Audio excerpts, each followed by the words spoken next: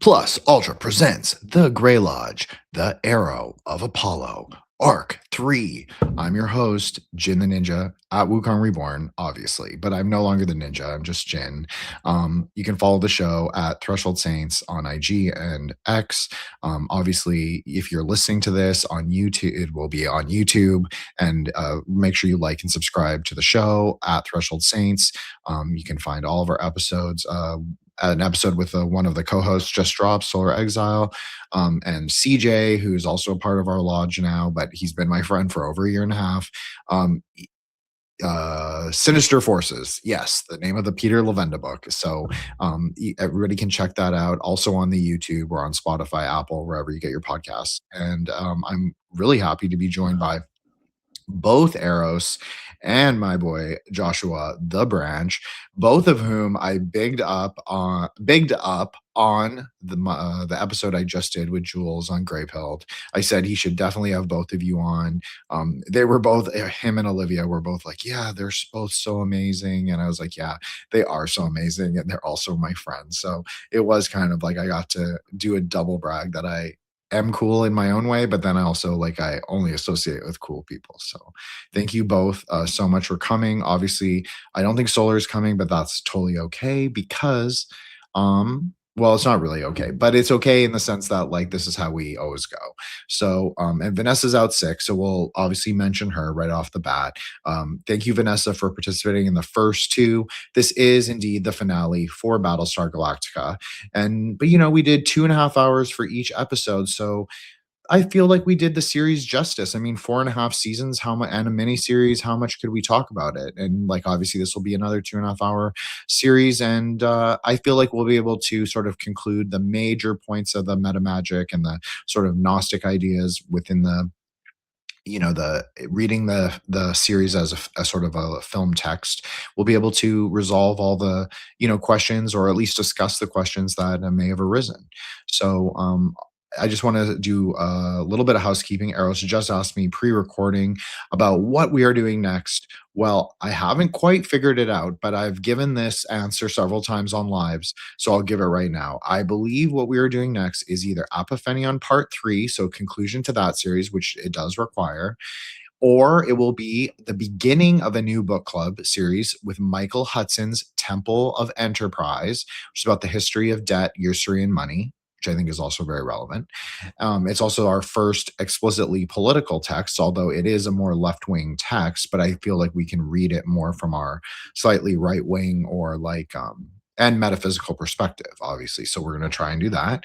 And then we might continue with our speculative anthropology series of magic, where we did formerly Southeast Asia. So we did a 3-part series on that. But I have another 3-part series in mind, which is to begin with is Father Blackhawk and the Indian Saints. Part 2 would be the Borderland Saints.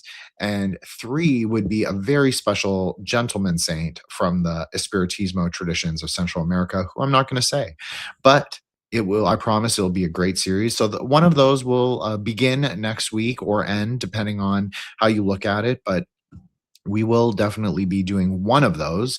And I hope everybody can come for that. In terms of saints, other than the Peter Lavenda named episode, Sinister Forces, with co-host Solar Exile and CJ, you can also expect an episode to drop this weekend by feminist writer, Jennifer Ostapovich, who was cool enough to come on the show and sort of take a chance on an unknown podcast I can't even speak, on an unknown podcaster just like me.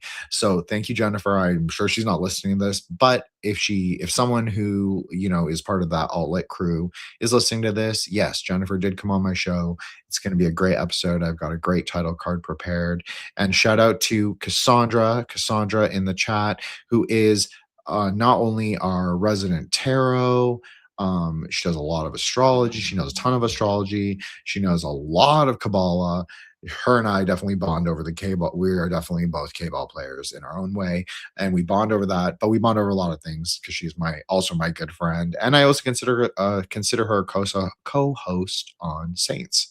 So I just want to say that. And Vanessa, obviously, as I said, she came on and jumped on two parts of this series. So the check out Vanessa's Etsy at Truth and Dies, or on her IG at Truth and Dies. And I'm again so humbled and thankful to be joined by Joshua the Branch, who is a podcast legend, at least in our little circle. He's got tons of experience, and it's crazy. We've been doing this for almost 3 years, friends for pretty much not 3, maybe 2.5, but a long time anyways. It felt like ages. And we've been also friends for pretty much that same amount of time. So awesome. Thanks, Joshua. And then Eros is amazing. She has her own content. She's a content creator as well as like an ex Twitter. I hesitate to call her personality because she's not really that, but she is someone who always has banger tweets, never post call, and just a amazing person. Everybody's always wowed by her knowledge, or that I even know her. I don't know what that says about me. Hopefully, I'm not embarrassing in that way. But everybody always thinks it's cool when I name drop her. So thank you so much, and that goes for Joshua and Solar as well. So thank you guys both. I want to let you plug yourselves. Any work, any links, of course, your main accounts and Eros's YouTube are in the show link. So if anyone wants to check them out, and of course, like and subscribe to everybody, follow everybody. Everybody's stuff is in the show notes, but I'm just going to give you guys obviously, I want you to take the opportunity for however many people are listening, and plug yourselves and say whatever you have upcoming. Also, Eros, I have to put your Substack in the show notes, but I promise to do that this week, and also plug that. And yeah, that's everything. So we'll rock and roll. Thank you guys. Yours, Josh, why don't you start us off? Oh, okay. I was going to let the lady go first. Anyhow, yeah, it's a pleasure to be here as always. TGIF, and thank you so much for hosting. This is one of my favorite series, and it's such a pleasure to be sharing with fellow, whatever we're called, nerds maybe.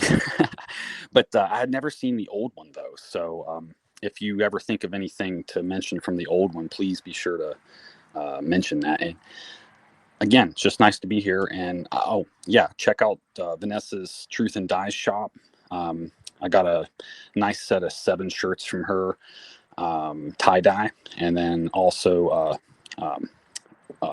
can't remember, Cassandra in the chat. She sells pretty nice jewelry as well.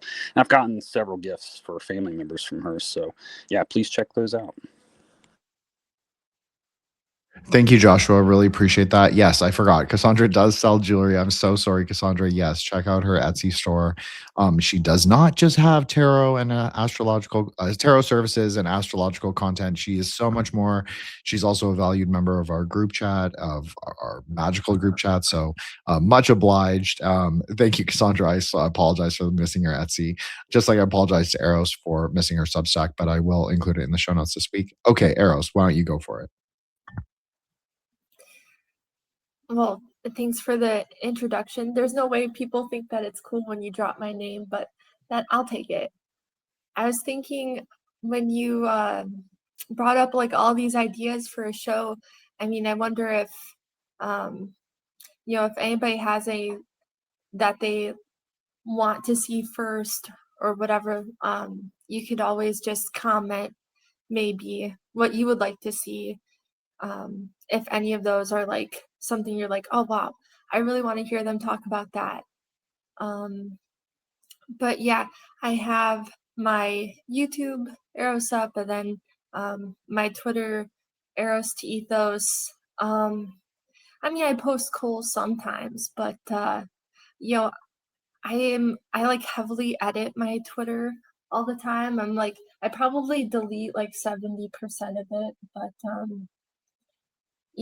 it's fun. I just have fun with it.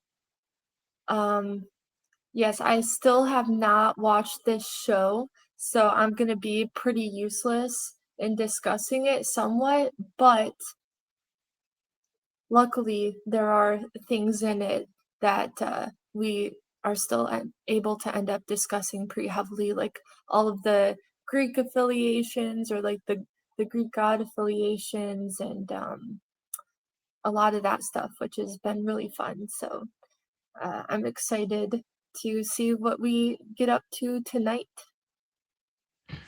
Thank you so much, Eros. And let me just say that people do get excited when I say I know you. They're like, "Oh, she's so hot," or they say she's so smart. I've gotten both things, I swear, in the podcasting. So, and I'm like, yeah, she is smart and hot. So there you go. Um, Okay, what was I gonna say?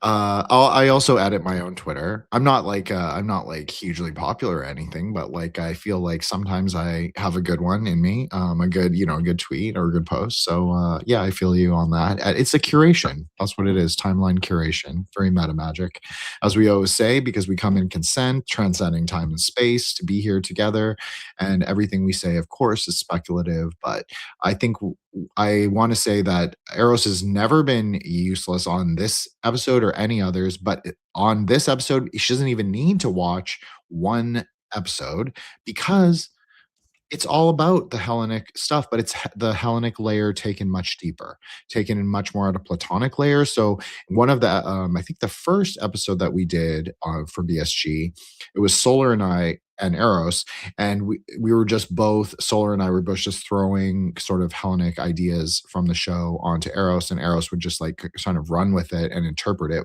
and it turned out so great because it matched literally everything that the story was saying in the show. So, and of course, Joshua brings his scripture knowledge.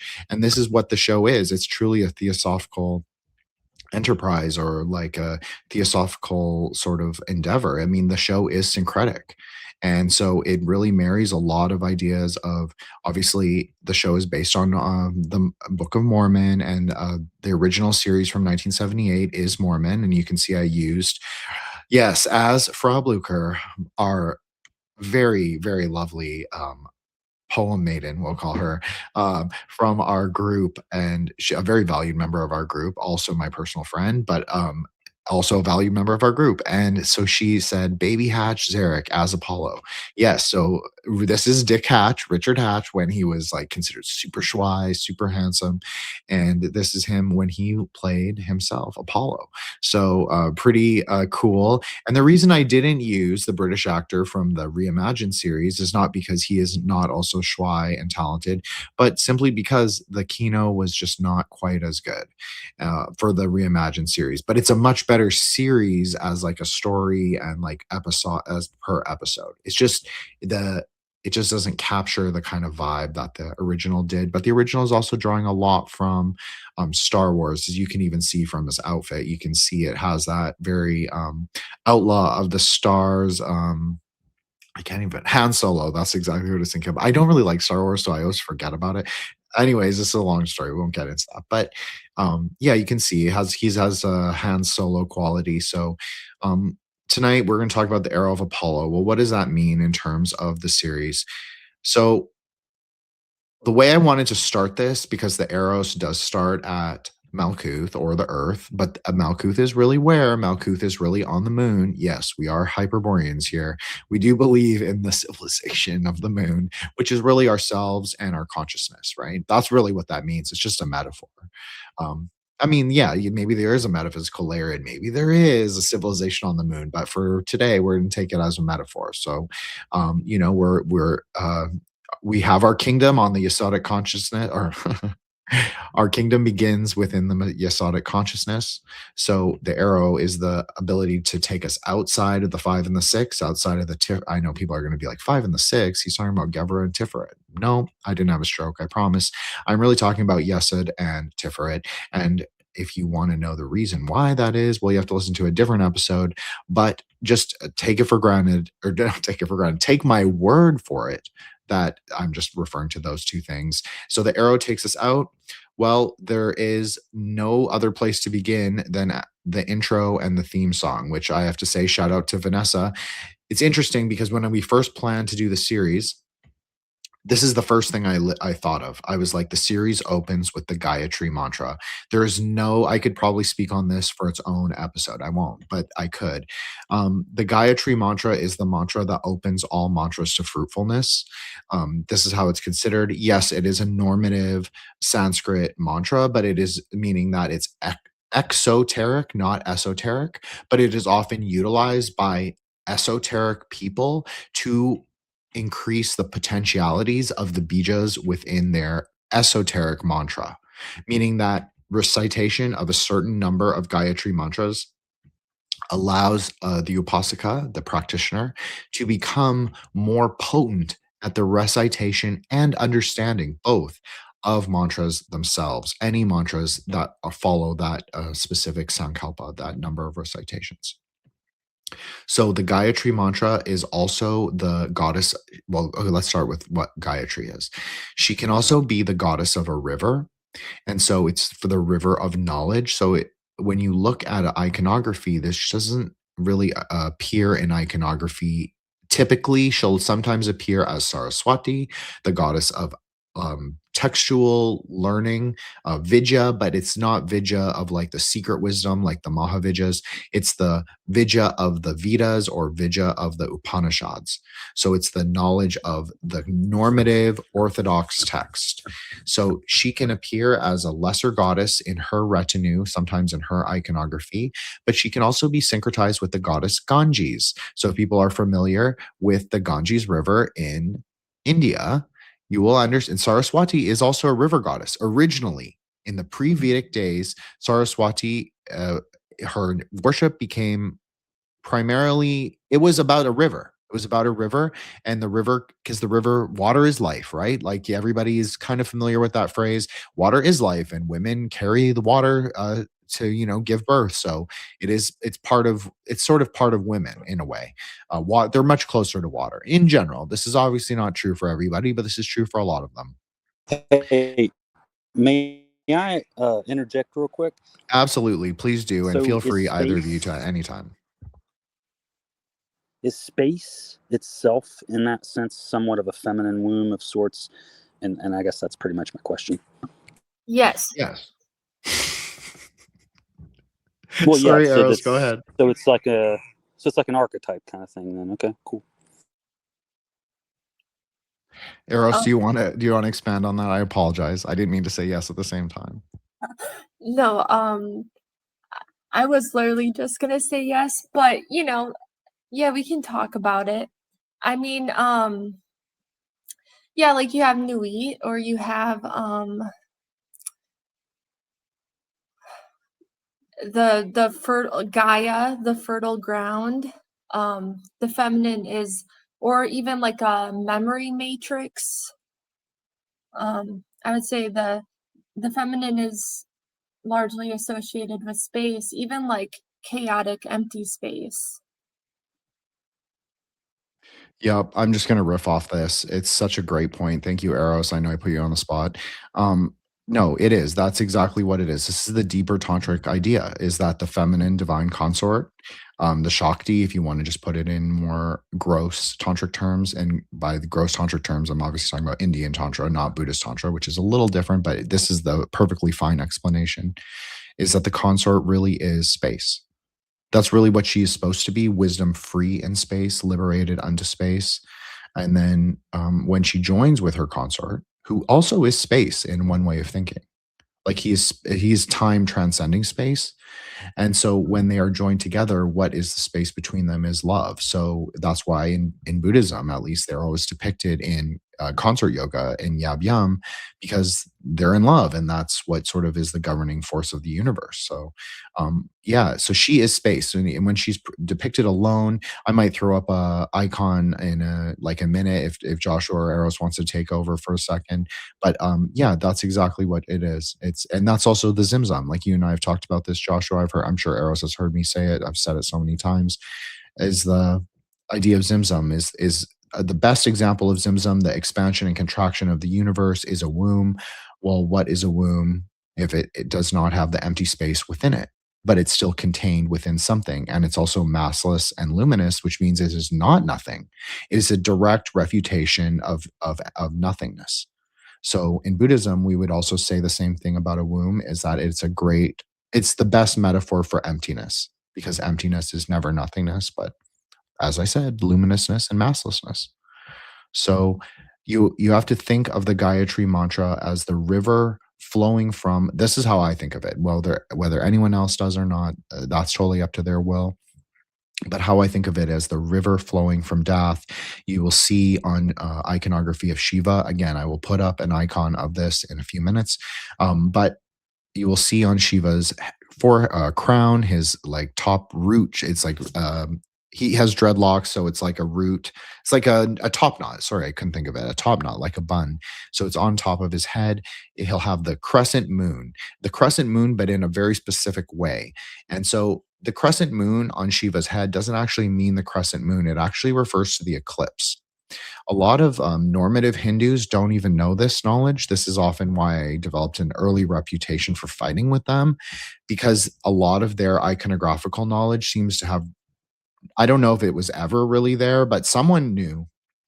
But it is also really interesting to point out, as sort of a side note, tangentially related, is that a lot of the iconographic companies still to this day were actually owned by Jains. Jains are notoriously tantric, at least in their secret sort of priesthood and the way that they understand the universe. Like the further you go in Jainism, or Jaina is what they call it, the further you go inside of that marga, the more tantric it becomes, just like the other tantric paths like Buddhism or Indian Tantra.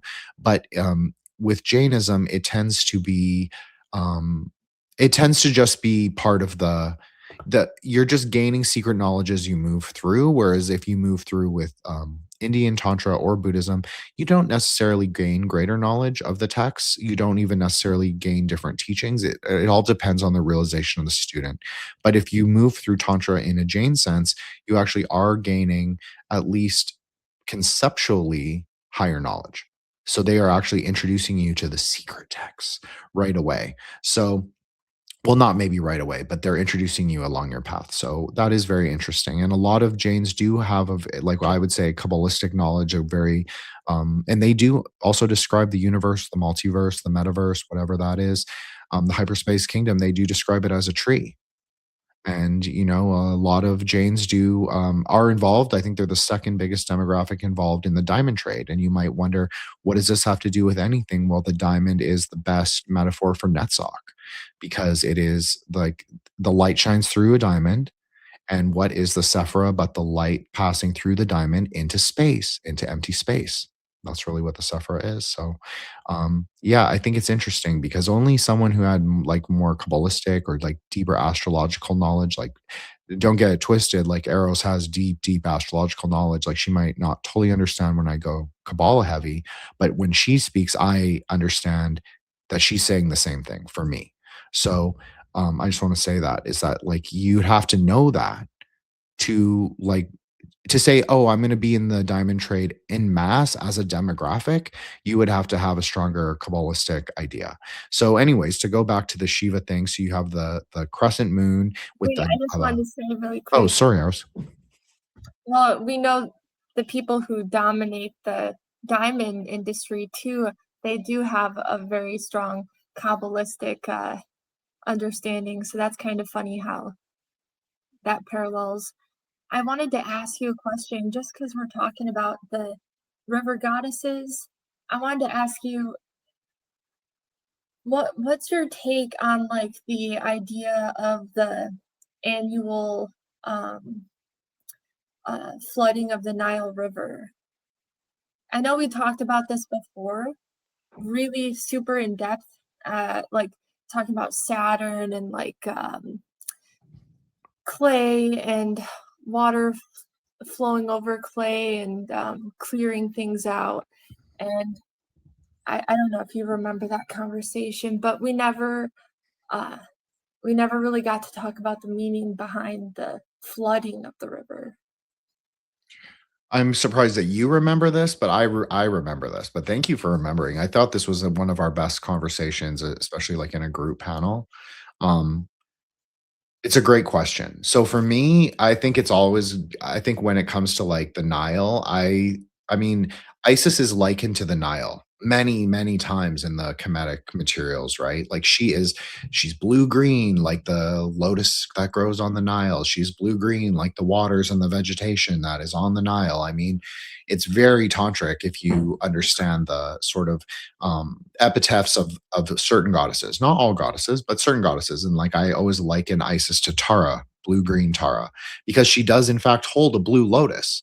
And she is in fact blue-green, just like Isis. So I always thought that was very profound. So for me, what does this have to do with the flooding of the Nile? Well, I think that this is what it's about. I think it's like the infinite waters of mercy, the sweet waters coming to bear on the dry earth, on Saturn, on time that is dead, on time that is the corpse, like the desiccated sand or the desiccated clay.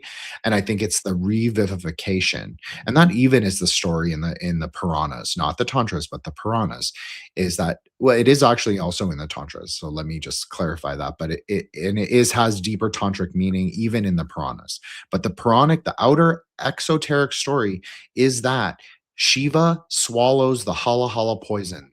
His neck turns blue black, a ring of blue black, like a ring of Saturn, very similar. I'm not saying Shiva is Saturn. He's not Saturn, but there is maybe an octave of him that is Saturnian. So he swallows this poison that would have destroyed the world. So he takes one for the team, you could say. He lays there dying. Who comes when he cries out for help but his wife? So when his wife sees him there, she is the great queen of heaven. She is the great queen of the multiverse. So she descends from heaven as a rain cloud, as rain, fertilizing the dry earth, which is also him. And he takes her, no, she takes his head, which his eyes are closed, and she puts his face or his mouth on her breast, on her left nipple. And from that nipple, she feeds him with the milk that remedies all poisons.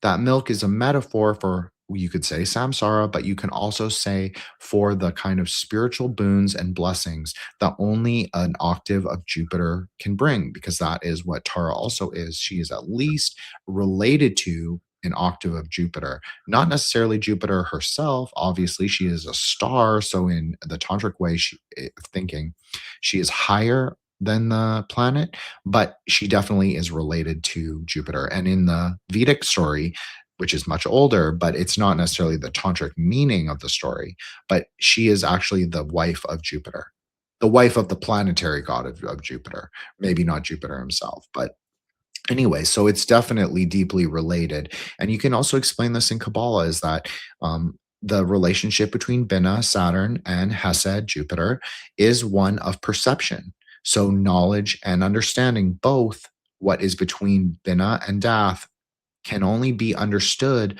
by the mercy, the loving kindness, and the perception that is in Hesed, meaning that you must have an openness of spirit to then understand the textual knowledge. You must understand that it's imperfect, that it is not exactly what we think it means, that it isn't necessarily preserved in the way that we remember it. But that's okay, because we also understand there to be an element of that that is lost in time. So we accept that, we move forward, and we bring it into higher knowledge, meaning that we accept that there are parts missing and we then move to recreate it. This is also a very, I'm using my kind of Aeonic Kabbalah, but I feel like this is a strong enough example between Bina and Hesed, a relationship that I find very, very fascinating.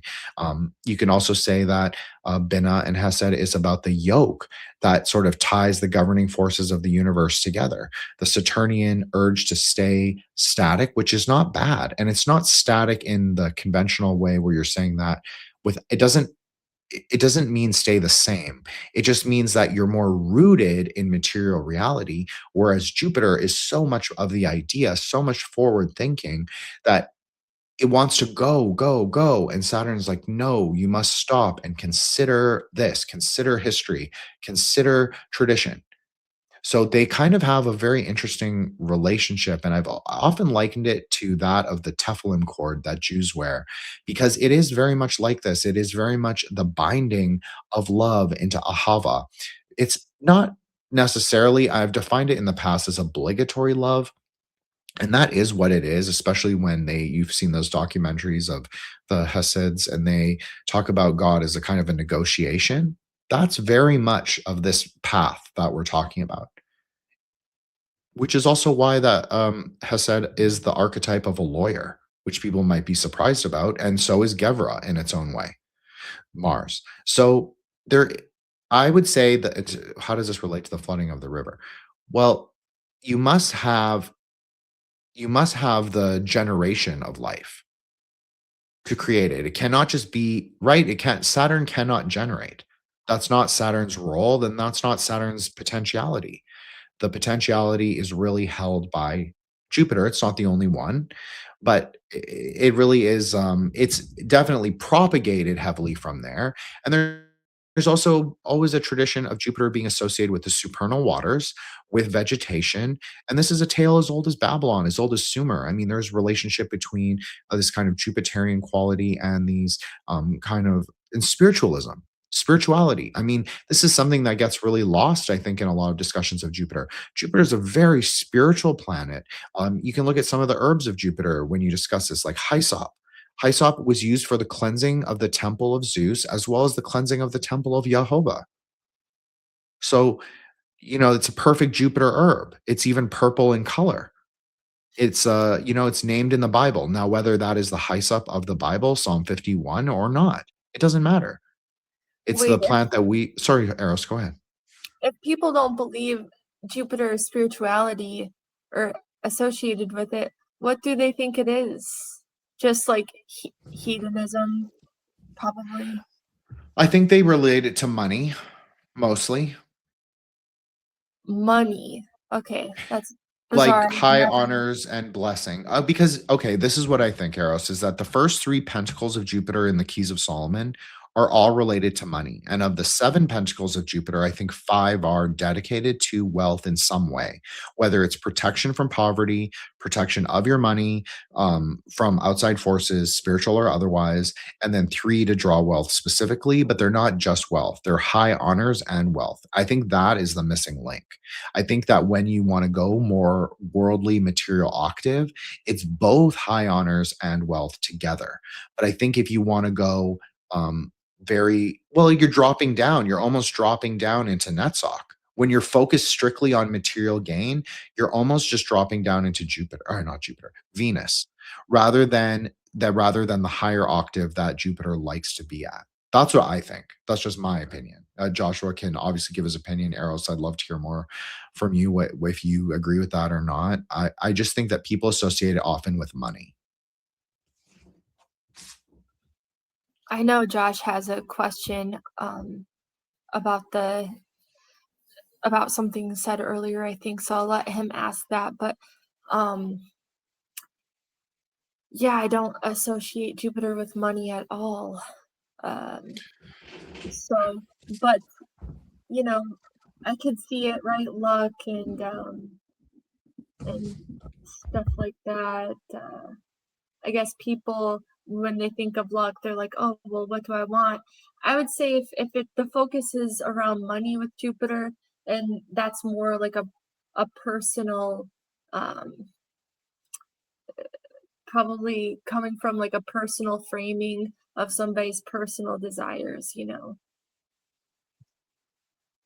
I think it's also to do with the idea of Jupiter as the king, sort of like understanding him as being a worldly king, but Jupiter's not really a worldly king. And I think that that's what this is what I talk about when I speak about klipas. Like, I agree with what Eros is saying. I also don't associate it necessarily with wealth. That might be a part of it or a lower octave of it.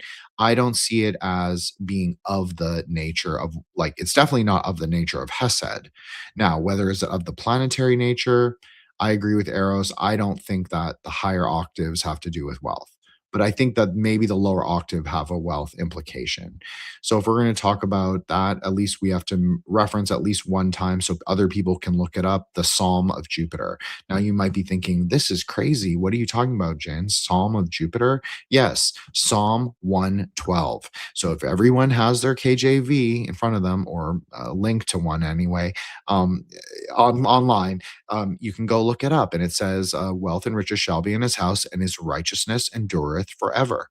So this is only one line of the psalm, which the whole psalm is actually a Jupiter psalm, but the point of the psalm is actually not money. The point of the psalm is actually mastery over things, mastery over his environment, mastery over self, mastery over sort of the greater kingdom of God, meaning that it's of yourself, but of your family, et cetera, et cetera. So when you read the whole psalm in context, that actually makes sense because it's talking about the nature of Hesed, right? But when you read it in context to the verse, that is also the vesicle, meaning it is the activating psalm, activating verse, excuse me, part of the psalm, but the activating verse for the pentacles of Jupiter, at least three of them. It makes sense why people at the lower level would conflate the psalm meaning and so the planetary nature with being of wealth. And just this is just my opinion for Western esoterica. I think that they see the wealth and riches in his house.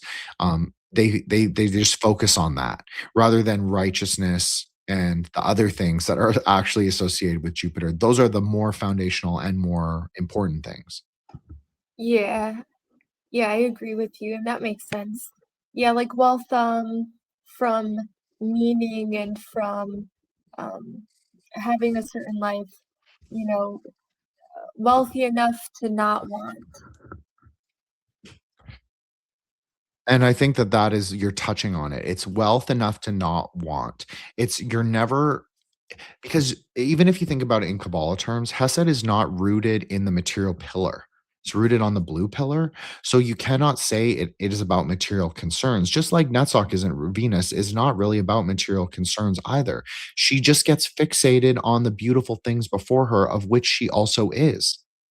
She sees herself in things like gems, in things like the waters, in things like the beauty of nature, the things like the beauty of man, the feelings and the other things that are reflected that are also of her. So she's not really fixated on the actual material things just as they appear, much like the metaphor of light passing through a diamond, the refraction. She gets fixated on the refraction like a movie.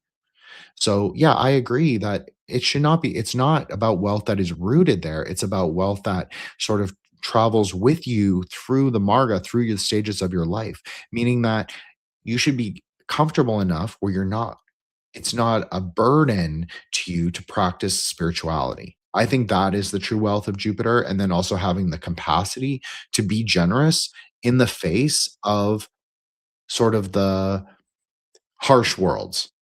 That's sort of how I understand it. Also, I want to say, Joshua, you mentioned now you've mentioned three really great things. Why don't you discuss all of these three things that you've put in the private chat? I think Zodiac, Zachariah, and Zechariah, I apologize, and Parable of the Talents. Why don't we talk about all of those three things? But I'll let you talk about it. Sure. Um, I'll add to that just the last thing I entered into the chat here was so with Jupiter, um, I think it's not necessarily money, except in the, for instance, when Solomon was using the fallen angels to find wealth, he would find it in its raw form. And in that way, I think the pentacles are kind of doing a luck thing there because he's finding hidden things that nobody else knows about. And then he extracts that new found wealth. This is not pre-existing wealth that's already in circulation. So in a sense, there's some generative qualities to this. And then the ability to mint coinage is something that's unique to a king or a ruler or whatever. And for that matter, all the symbolism that goes along with a coin, right? But furthermore, this coin then circulates within the domain or the influence wielded by that ruler, right? Which are typically denoted by boundaries, which is a somewhat Saturnian thing. So I think there's a little bit of a give and take here between Saturn and Jupiter at times. And I didn't really think about that till this conversation. Because, for instance, a king can give titles to people. So think of how many, but we know that Saturn is associated with reputation. So a king can give an honor to somebody that's not worthy of it. So for instance, look at whenever Joe Biden is putting medals of honor on Ellen DeGeneres. He's conferring honor upon her, but we know her reputation and she's not deserving. So I'd say that's where you sometimes see two sides of the coin, so to speak, between Jupiter and Saturn. But they too have a relationship as like father and son in a way too, right? And for that matter, so in Zechariah 3, I had a comment regarding the Hesed nature of a lawyer. And in Zechariah 3, Christ himself, whose actual name is Joshua or Yeshua, that name denotes salvation or the right hand path. And so, in a legal setting, looking at this Kabbalistically, we're dealing with the left hand of the tree in your own trial. Did you follow the law, the rules, etc.? And of course, in the Zechariah 3, the person has the Joshua in this case, incidentally, is wearing filthy rags, dirty rags, emblematic of sin. And then so the judge, who in this case is like a mix of Saturn and Jupiter in one, I guess, because it's a judge. Because sometimes the king is the judge also, right? So in this case, he confers honor and says, remove his dirty clothing, put white linens and garments on him, and then, takes his sin away, basically. And so there is some type of pardoning power that the king also has.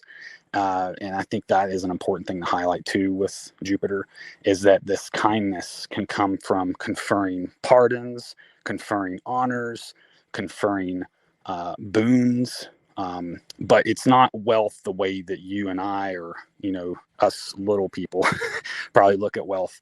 It's because they don't really have their own checking account. I think they kind of have just their power relates to the parable of the talents, I think.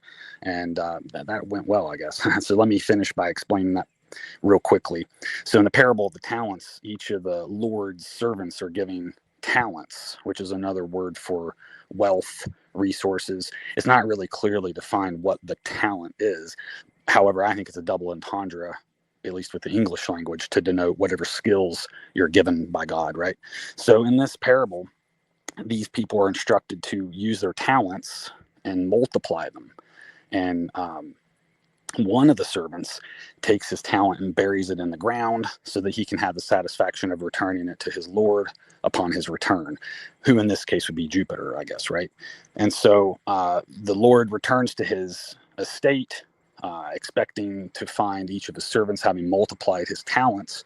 And when the one returns with only his single talent that was given to him, it's actually taken from him and given to the one that multiplied the most, because he was proven to be a responsible steward of the talents. So whether you look at that as a God-given gift or actual wealth or whatever, that's just, I think that's a very applicable parable here. So thank you so much for letting me weave on that.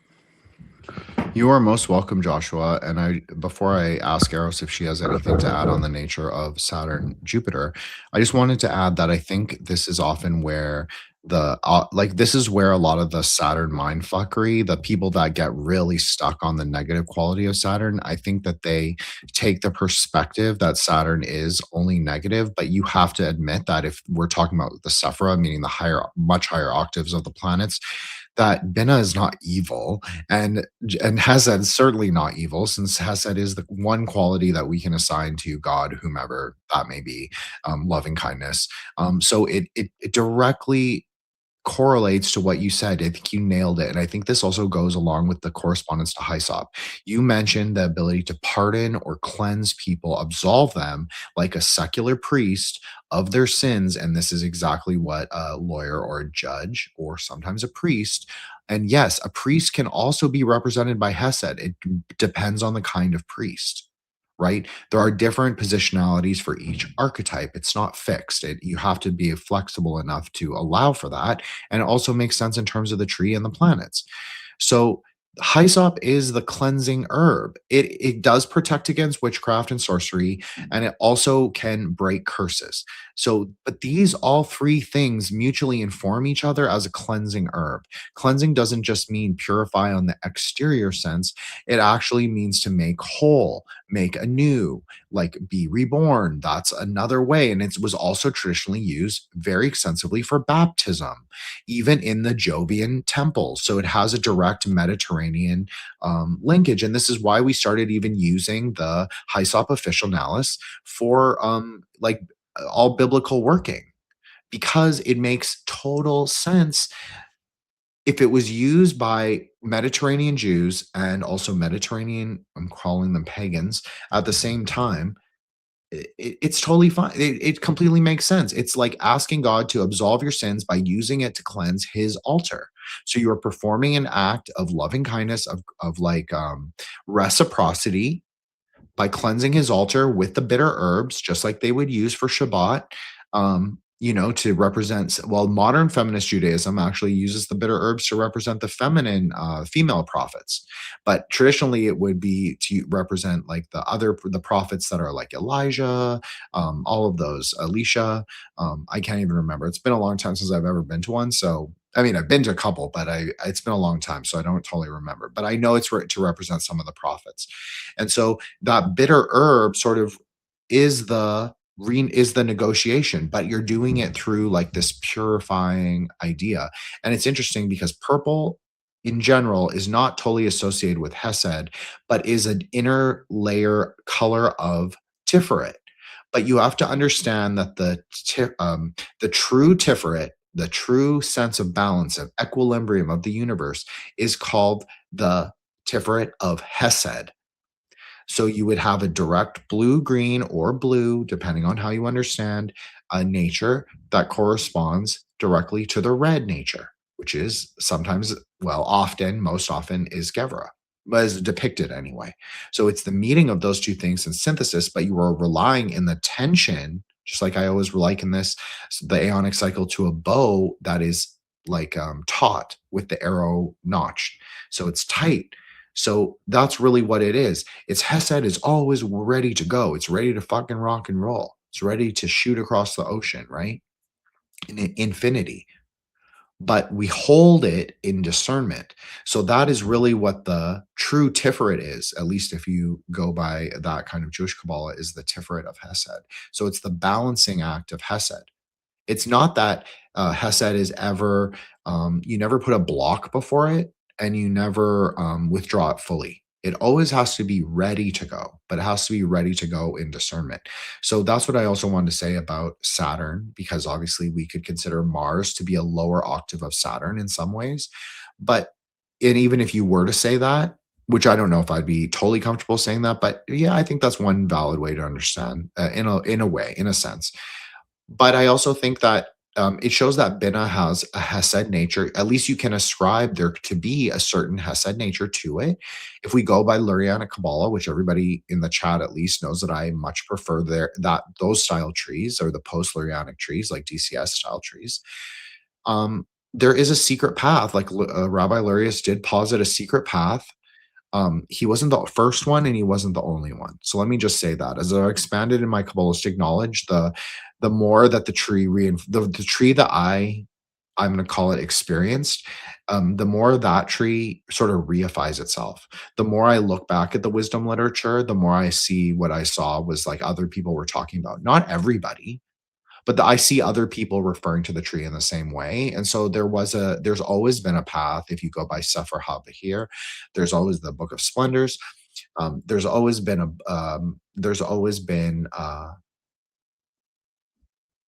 I called it the Book of Splendors, and that is one way to translate it, but it's really the Book of Illumination. So let me just say that. That's why I paused. I'm sorry. But there's always been a path between Bina and Hesed, because you have to understand those things as being in dialogical relationship.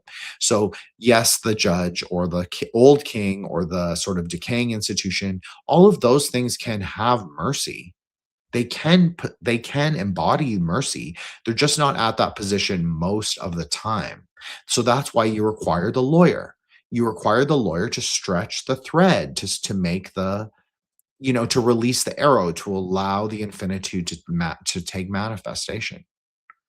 So that's what a lot of people don't understand. Like, a lot of legal processes are very Kabbalistic in general, because as I've often said, maybe in a lot earlier episodes of the show, but the battleground and the courtroom and the carnal ground, those three are all three the same thing.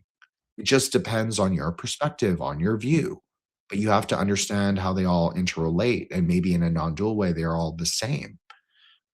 Okay, Joshua, say what you just said, and say the thing about the pentacle of the sun and the Jupiter inherited the throne. Because I don't want to steal your bars, Josh. All right. Yeah, I'm having some epiphanies. I really appreciate this. Yeah, Frau, I can never get that name right, so forgive me. Fraulein, Frau Blucher, I'll just call her Fraulein. So mentions the weight of a talent, kick her, I think. And I could be mistaken, but my mind reminds me here that Solomon would receive 666 talents each year as a tax. So again, referring to the domain of the boundaries of his territory would bring in that much wealth each year. And so the weight of that much gold is, I think, what the kicker might be referring to. And then furthermore, the pentacle of the sun, or maybe it's more correct to say the magic square of the sun, I think totals to 666 when you add up all of the numbers. I think I could be wrong about that. Again, I'm not sure if I'm getting this right or not, but I know that Sorath, or the pinnacle of the sun, is associated with that number. So I was thinking in my mind, okay, so if he's collecting this amount each year, then we know a year is associated with the sun as well. So and of course 12 tribes, right? So kind of bringing this back to Battlestar, I guess. So as the sun travels to the ecliptic, he's collecting 666 in talents. So I think that was everything, right? And then the other thing, I had an epiphany a moment ago.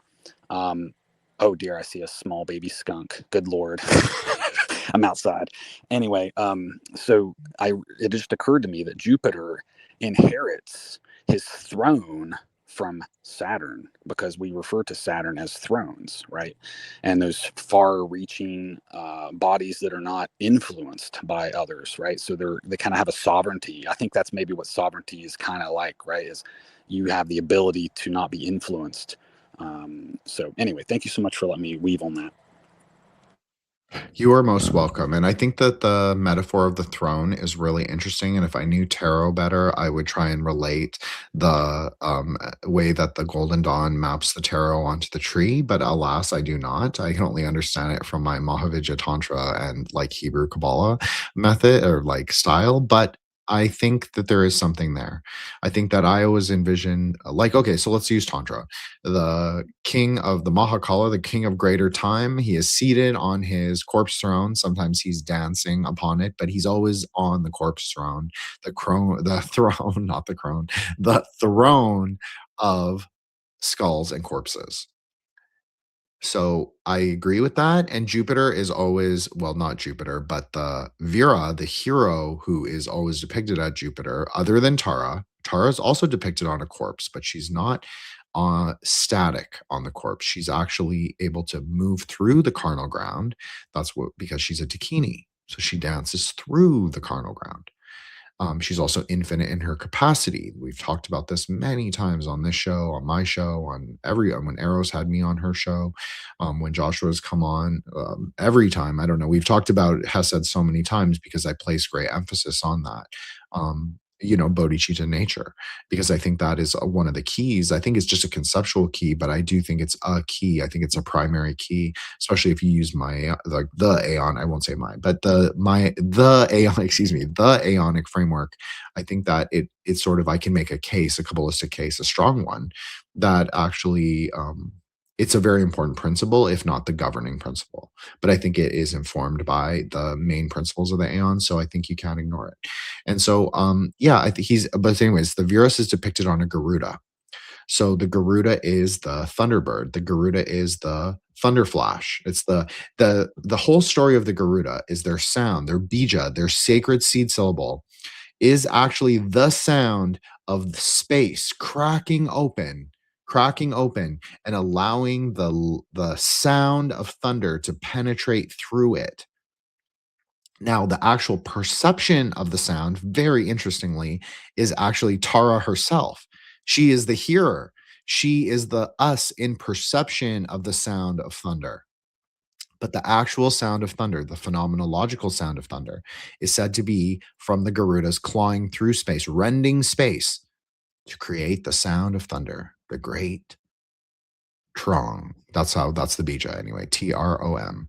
So, anyways, I think that's really true. So he's always the king of Jupiter. Anyways, what I'm trying to say, he's always flying through space in infinitude as the Garuda, but we can only fully understand him in perception. So this goes back to the original thing I was saying about Shiva and Shakti, or Shiva and Tara, is that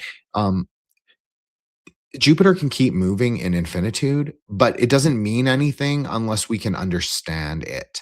So unless we can bring it into that sort of Saturnian depth of understanding, because we have no context outside in space, right? Like there's no landmark, there's no like way to map where that is. So we need the contours of the actual textual wisdom science tradition, what would be contained at Binah, to relay what Jupiter is, what the king of Jupiter is on his Garuda, of flying through space at 10 million. I'll use what's a good Hesed number? Okay, so we'll say 100 and hmm, oh, I guess I'll do the Psalmic number. So he's moving at 112 million kilometers per minute or whatever per second. He's faster than light. So yeah, so we need the Binah to sort of know what that is. So it only happens in perception, and that's what Tara is. She's looking at Shiva. She's looking at him. He is her husband. He cries out. He says, "Mother of the world, I'm dying." He doesn't know what that is, but she doesn't even know if she can save him. But she risks the whole fate of the universe, the whole fate of the multiverse, by descending in a cloud through the pleroma, through a storm cloud, angry because she doesn't know what's going on with her husband, who is greater time, also the mind. So she descends through the multiverse to save him. It's kind of like the love story of all love stories, right? But it only happens in perception. Just like the whole Kabbalistic tree only happens through that tension with Hesed. It only happens through perception. So I think that was a very astute point about the thrones. There is something about the nature of like a static throne versus the nature of the dynamic throne that I think very much relays the concept of the archetypes of Saturn and Jupiter. Anyways, I'm sorry I didn't mean to derail us that far from Battlestar. Eros, if you have anything to add on the natures, I'd love to hear it. If you don't, that's okay. I don't want to put you on the spot, but No, I loved everything that you guys just said about Saturn. Saturn and Jupiter. You know, I and it's. I mean, we went a far way from Jupiter and money, but lots of really good points. I think Jupiter is really that just the principle of generation, basically. And I guess personally, that the lower octave of Jupiter would be like the child, like Gemini. So you have like you could almost like compare Jupiter even to like the Platonic idea of the one, right? Like this source of everything, just like this overflowing source that kind of overflows in this um, scheme of differentiation out into multiplicity to experience itself. So while one is the overflowing source, the lower octave of that is the perhaps experiencing octave, the Gemini that kind of sends its information gathering out, its senses out, and is the mirror that I guess reflects everything. And Saturn, of course, you know, I don't know, because like I feel like Josh kind of had mentioned how maybe Saturn is more like isn't affected by Jupiter, perhaps, but I think that they just are both they both have their own power, right? They both have their own domain, right? And it's interesting how Jupiter being the principle of generation, is generated, I guess you could say, out of Saturn, and then through through that, time is able to move forward. Um, and yeah, and I'm glad that there's no major Saturn bashing here. We all love Saturn, um, the heavyweight that holds us back, but I don't know. I think it's kind of a blessing. Everybody just wants to race forward and speed run everything, and people are entirely too hard on themselves, and it's okay to relax into the Saturn sometimes. And I feel like even Saturn is probably misunderstood. I feel like people associate Saturn with things like workaholics and endless striving for legacy. And um you know in reality, I think Saturn is really just moderation. Saturn wants us to slow things down, be moderate, be structured, responsible. Yeah, I agree with everything you said, Eros, and everything that Josh said, 100%. I think that that is a deep misunderstanding of Saturn. I agree with that. I think it also references directly the the sort of path between Bina and Hesed. I think actually the race for legacy is very Jupiterian, but I think that because there's an interaction with Saturn, I think that that speaks very well to it. And I think that actually adds to the misunderstanding of what Saturn is, because you can say at a very superficial way that it wants to stop that like race for the greater, the higher success and everything. But I think it's actually not. I think it's exactly what Arrow said. It's the idea that you put things into the path working that are material, that are based in reality, that are not just based in um, higher aspiration and like maybe even not quite dreams. We're not getting there with Jupiter, but in a sort of a more, maybe your vow is like something higher. You at least understand or perceive your vow to be something higher. So you're like your goal, your soteriological goal is higher. So you feel like nothing should be the impediment to you. So I feel like that perhaps is also the why people lean into the Saturn bashing. Obviously, no magician, no real magician is going to bash Saturn, because Saturn is probably one of the more important planets, if there are such a thing, just in terms of people who are interested in like magic or just the working of the multiverse. Simply because it's such a potentiality for like materialization and to bring things into reality. It's not that it's the only one, it's just that it is such a gravitational force. So I totally agree with that. And I think that also speaks, the thing you said about Jupiter really struck me.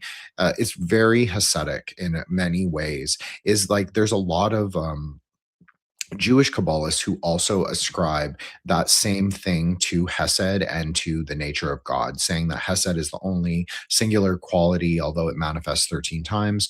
It is the one quality that we can assign to God. It is like the unity, it is the Kether. A lot of Jews also think this is that Hesed of all the Sephirah embody the love that is Keter.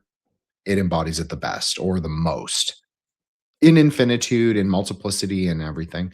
I tend to take a more conservative approach than that. I agree with that. I agree with, there's a idea there that I understand where where they're what they're thinking and their logical and their logic of it, and it makes sense. But I also take a more conservative view myself. So you could say I believe it. I understand that to be true. I recognize it, you could say, but I also think that it's probably not the highest, it's not the best way to always explain it, simply because people tend to get lost in the misperceptions they have, because it is a lot about perception of self. There's something reflexive, again, that Saturn Jupiter connection. There is something reflexive about like witnessing, perceiving yourself in the waters of creation and seeing who you are, where you are in the story, where you are in the great Leela. So I agree with everything that everybody said. And well, to bring it back to Battlestar, why don't we say this? The arrow of Apollo is literally the thing that leads them to Earth. Like that is what they need to insert into the tomb of Athena, and they put it in. I think they put it into her hand. I think that's how it is. They put the arrow of Apollo into the hand of Athena, and the arrow illuminates, and it literally illuminates the sky in this room, in this small temple. And it doesn't just illuminate the sky, actually, it actually teleports them to a sort of interstitial place where they are able to view the sky as it was like a few thousand years ago. So they can then use the stars as a map to find this blue green. Remember, that is so important. That is the colors of Hesed. That is the colors of Jupiter. Jupiter can also be described as gold. I've always wanted to point this out, but I always forget. So this is also sort of referring to what Eros was talking about and also what I was talking about. But it refers specifically to what Eros was talking about when we're saying that Jupiter can also refer, Hesed can also refer to Kether. But it can also refer to the Hesed as the Tiferet of Hesed, meaning that what Tiferet is, the sun, S-U-N, what the sun is best embodied by Tiferet, by the qualities of Tiferet at least. Because gold can appear at both Keter and Tiferet. So, and it is a solar planetary metal, but there's a higher octave of gold too. And so I think that's really interesting. And I think it's also worth just saying, because I think people forget that like the planetary natures and the Sephira, they have different qualities, but they have to kind of be brought into a kind of logical consistency. So, anyways, what I was trying to say is that a yellow topaz, yes, in Jyotisha, in Vedic astrology, a yellow topaz is considered to be the higher octave stone of Jupiter. Now, it's not the only one. Sometimes amethyst, sometimes it's blue topaz. It depends on the text. But I think, and also, of course, the famous example that I always give is turquoise, the actual stone. Yes, the actual stone of turquoise with all of its anti-poison properties, at least the speculatively, mythologically, that's what they say. The quality of turquoise is to remedy poisons. So this goes along perfectly with Tara. That is what she is. She is the mother of the remedy of poisons. Her blue-green light is said to clarify all poisons. In the Buddhist sense, it means desires, but not just that. Poisons can be external and internal. They just begin in the mind, so we deal with them first in the mind, but they can also be external. So you have all of that, and then yeah, so the gold topaz. So that makes sense, even because you can also map Apollo to Jupiter. There are like forms of Apollo that are Jupiterian, I guess, in nature. I'm not an expert on this. This is a much more solar or Eros question or point, but I am aware of certain ideas of that. So the arrow illuminates the path to Earth. Who gets the arrow? And this also goes along with the Gayatri mantra, and I promise I'll tie it together. Kara Thrace, Starbuck, the horse who tames the stars, that's one way you could think of it. She retrieves the arrow from the museum on New Caprica, where she encounters Caprica 6, to go along with Joshua's point, as the number of the sun is 6. Tiferet is 6 in some trees, most trees. The most conventional trees that most people will understand. Now, the tree can be renumbered in certain logically consistent ways. We won't necessarily get into that, but I think that's an interesting idea. So we'll just go with that. So 666. Anyone who knows Jyotish or Picatrix will know that 666 is the planetary number for the sun. So maybe this is a lower octave. Maybe this is just planetary intelligences. It doesn't matter. This is the number for the sun. So she returns to Caprica. New Caprica. She runs into Caprica 6. She retrieves this arrow, which is named after solar deity, but also has this very Jupiter quality. She also has a very Jupiter quality. Now, something that really interesting happens with her. So eventually she comes into her realization that she is not a human, but she's actually not a Cylon either.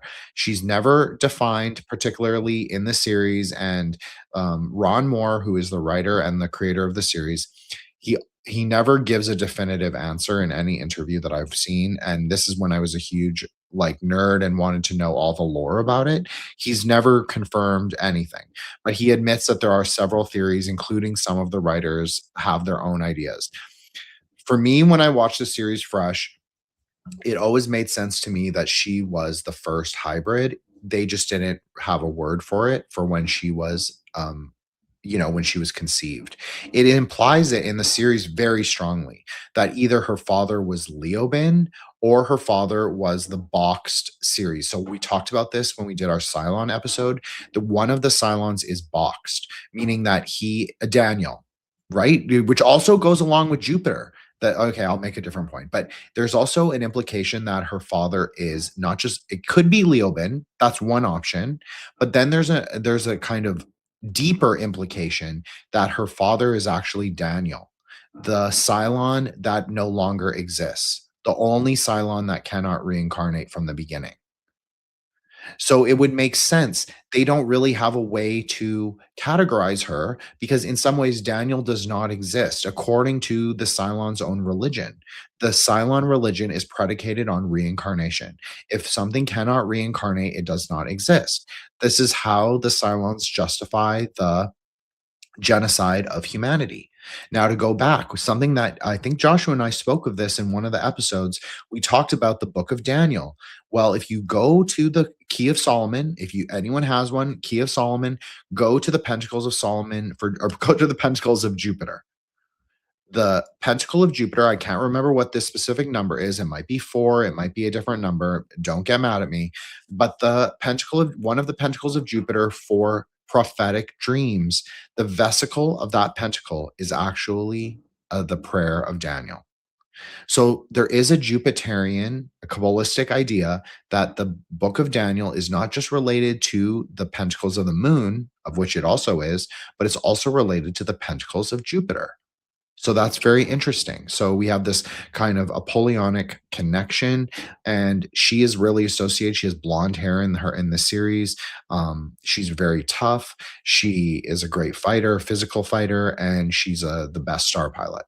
So she is able to sort of what does she do? She's also a badass. That's the whole thing, is that this is sort of what got me thinking about the series as a potential for Grey Lodge, is because she is the daughter in very literal ways. And she embodies a lot of the Aeonic qualities of like badassery. I'm not saying she's always good, and I'm not saying she's always in the right. She tends to be very idealistic, and she tends to also be very when she goes in the opposite polarity of idealism, she tends to go very nihilistic, very self-destructive. So you could say there's a Uranian quality to her as well, which is also an octave of Jupiter, right? Like I've always posited that this is not my particular idea. I actually took it from Jyotisha, but the idea of Uranus, at least one of the ideas, is half Mars, half Jupiter. And it's that sort of volatility in between those two things that creates Uranus. So that would actually make sense for Kara Thrace's character. And if I could give her any star sign, she would definitely be an Aquarius. But one thing she does, and I want to find a picture, so I'll let Josh or Eros take over for a few minutes.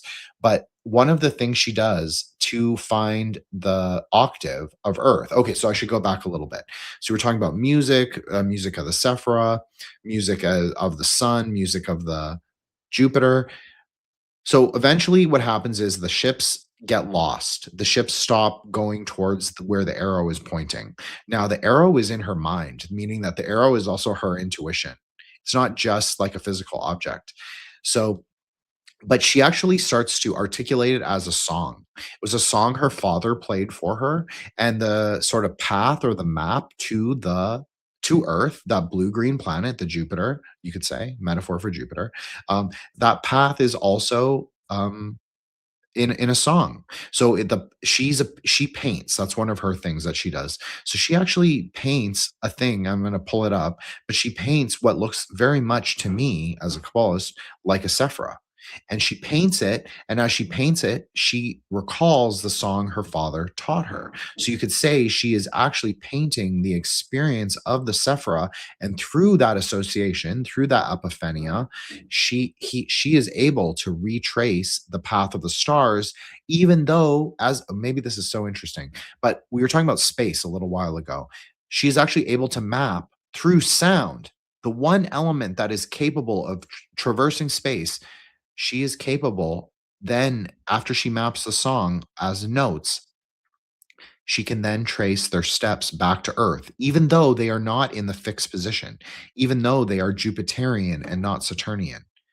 They don't have a relative confines on the map. They don't have context to the other planets. She only understands it from the song. But from the song, she is able to rebuild the whole map, meaning from the sound. So, anyways, Josh or Eros, one of you take over so I can look up this poster where she paints, and so I can post it on the screen, and then we'll keep going. But one of you take over and say some things. I actually do have a comment here because I've had a kind of a working theory that the zodiac, it's referred to as the Mazzaroth in the Hebrew texts. So I see it as kind of like a mobile, like a baby mobile. And if ideally, if one is reading the scriptures to your child as they're going to bed, right, and they're under a baby mobile, that would be the equivalent of Starbucks' father teaching her that, because you got to remember this is all within a religious context, of course. And so I think that would be somewhat of the equivalent, and because a lot of times scripture is in certain pentameter, or not pentameter, a 5 measure, but some type of meter or measure, right? And in fact, that's how you can authenticate some of the older texts like the Elder Edda and some other Norse writings, because it's not enough for it to be accurate in terms of the words, but also the cadence and rhythm of so in this case, a song, right? Because if you just said the song, it maybe would lack the rhythm or cadence, right? So I don't know if that necessarily had anything to do with the story specifically, but at least in terms of the Mazzaroth being a baby mobile, I've always kind of viewed it that way. So perhaps that applies here. Also have some other comments, of course, in the chat, but that's what I was meaning relating to this. Well, let me just say something about the painting, and then I'll let you come back to all of your comments, which I'm seeing now 13. So that's kind of Hasidic right there. So what she paints is actually she calls the Eye of Jupiter. And something I actually forgot, even though I have seen the series multiple times, is that it's a mixed media is what we would call it. She has a poem, so she has a written verse component. So you were talking about cadence and ability to recite the Psalms. She has it mixed with a visual element, which she calls the Eye of Jupiter. So it's really interesting because how many densities does this Sephira have? It has that yellow outer layer, the yellow topaz layer, the planetary density. That's pretty interesting. It has these flecks of black surrounded by gray. So it means that there's a relationship with both Dath, although Dath is infinite, meaning that it takes up the whole canvas. There's no boundary on what is knowledge. And then there is also these black flecks, you could say, which are very Bina. It is. I mean, it really is. I'm not just making it up. That's what it is. Then you have this darker blue layer, which is the traditional Hasidic color. And then you have this very light blue, turquoise and white inner core. Well, what does that refer to? Obviously, that looks a lot like what we have called, and as the Lodge for 2.5 years, as Diamond Thunder. So the ultimate sort of inner Dath is also expressed by Hesed. Of course it is, because Hesed in and of itself also expresses that Diamond Thunder nature. So let's read the poem really quickly. Methodically, smoking my cigarette, every breath I breathe out the day with every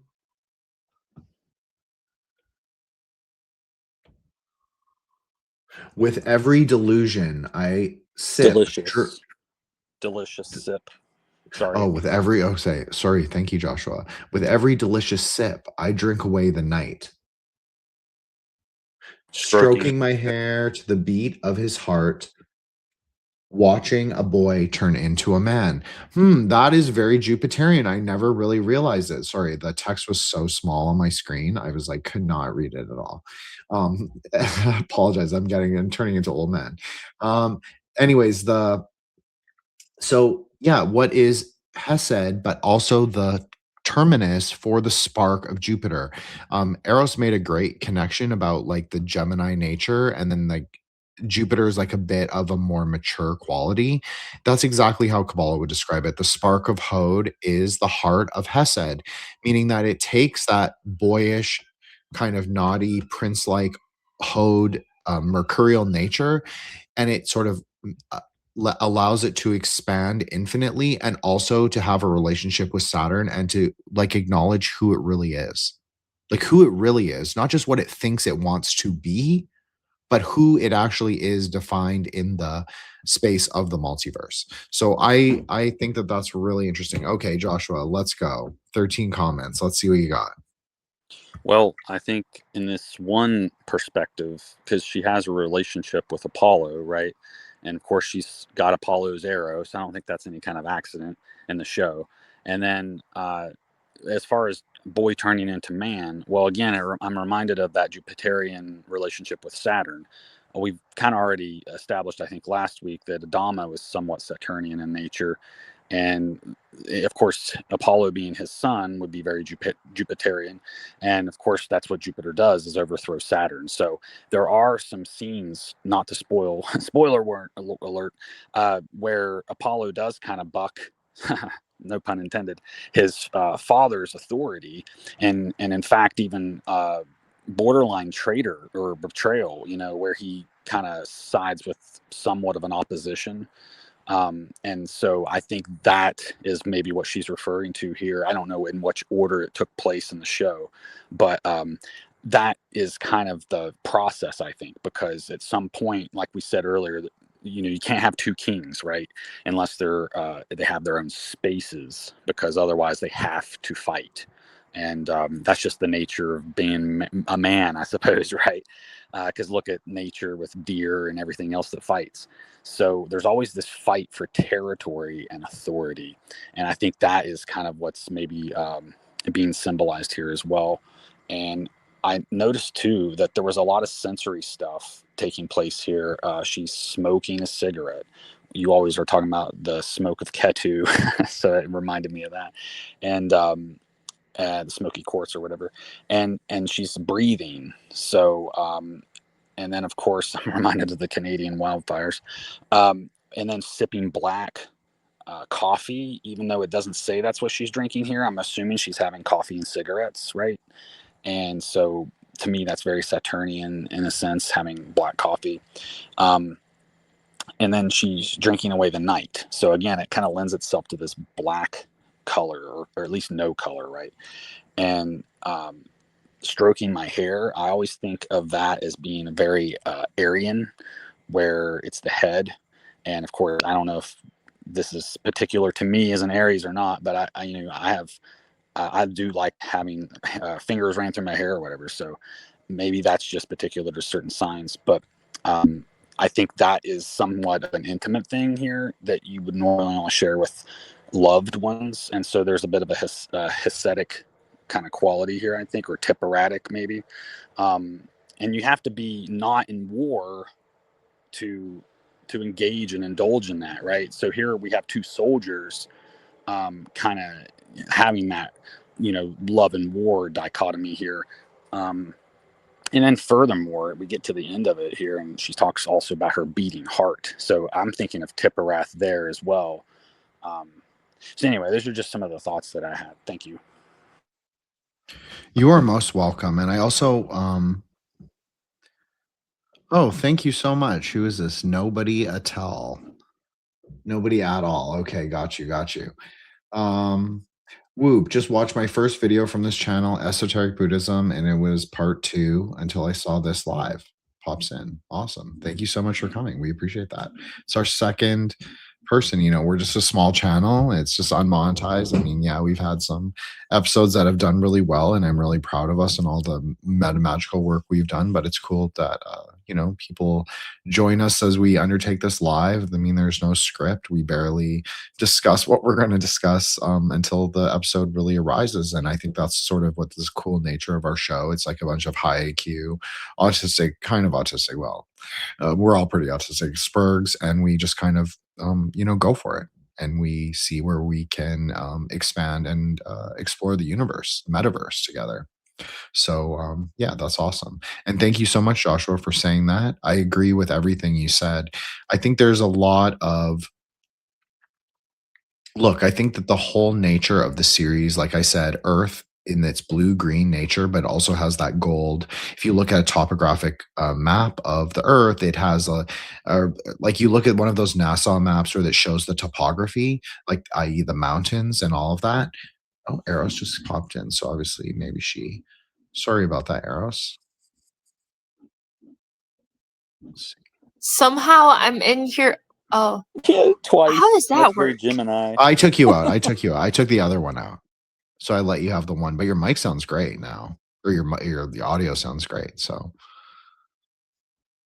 It was your This digital is so twin, bizarre. Heroes. I don't know. I thought it was like, honestly, I thought it was Solsky jumping in. I was like, what? We got a ghost.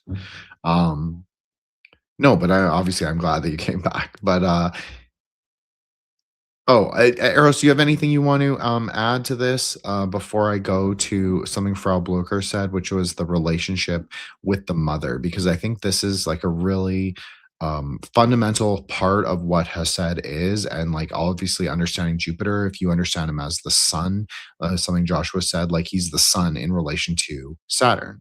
So if you understand it like this, a lot of the impediments to the sun, at least in the traditional sort of Kabbalistic and Hermetic way of looking at it, is that the mother is actually a big block to the unfolding of the sun, as well as the father. And this is obviously more true now. People more look at that kind of patriarchal force, and it's just one force, right? There's multiple polarities on the tree. It's just one force, but they tend to look at that specific force, that force of structure, that force of time. They tend to look at that as a very patriarchal, i.e., negative force, but it isn't really. It actually allows us to align with higher things. It just is a little harder to break away from because of its nature being rooted in materiality. There is something real about time. Now, what kind of time? Well, that is a question. Oh, and then also, what kind of structure? Is it a structure within something we were talking about today a lot between all of us? Was like the structure of capitalism. I know that's a crazy word. I can't believe we're saying that like live on YouTube. But yeah, we were talking about the nature of it and what it looks like. And is this the late stage? And what does late stage capitalism look like? Is that the right term for it even? And like defining the terms of debate. This is something that I think Solar said in the chat, but um, who we allow to define the terms of something, even in historical terms. I think this is also very Saturnian because it's like the definition of these terms in text, in written text.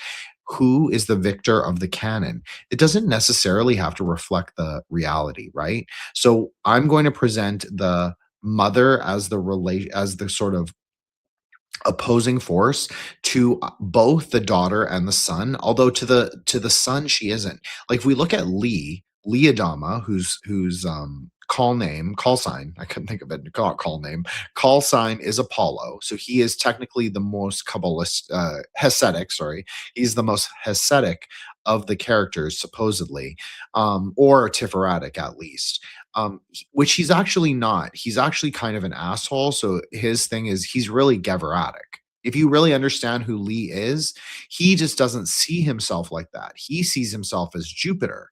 Of course, Gevera and Hesed exist in dialectical relationship, but then I think you have to say this is a switched. This show is switched. Kara Thrace is Jupiter, so she is the archetype of Hesed, as I said. And then Lee Adama, who thinks he is Jupiter, he is actually Gevra or Mars.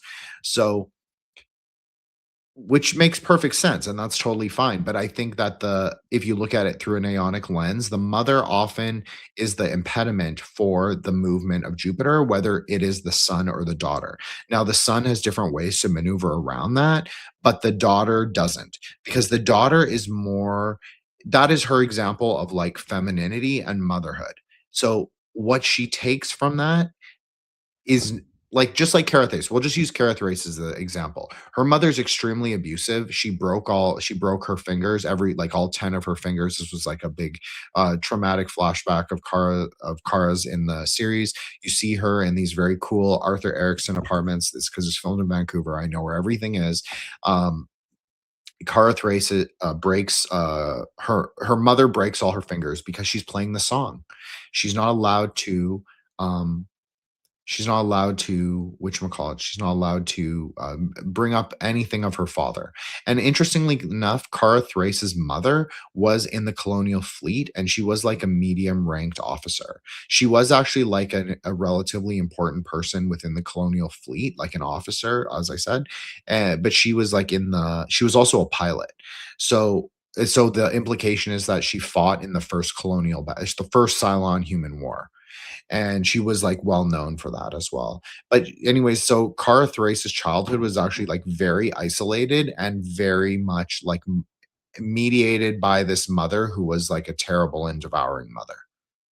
So, I think that's interesting because that could be said to be Saturnian, but then there's also an element of that is Netzach, meaning that Netzach likes to keep herself in the fantasy. If you say that the mother is at Netzach, she likes to keep herself in the illusion of the world. So the illusion is that the father never existed. So that's a story that she makes Kara she reinforces Kara into this worldview where the father never existed, but the father did exist. The problem is that he disappeared one day, and we never have a resolution for why that is. I think I was trying to say this at the beginning, but he disappears.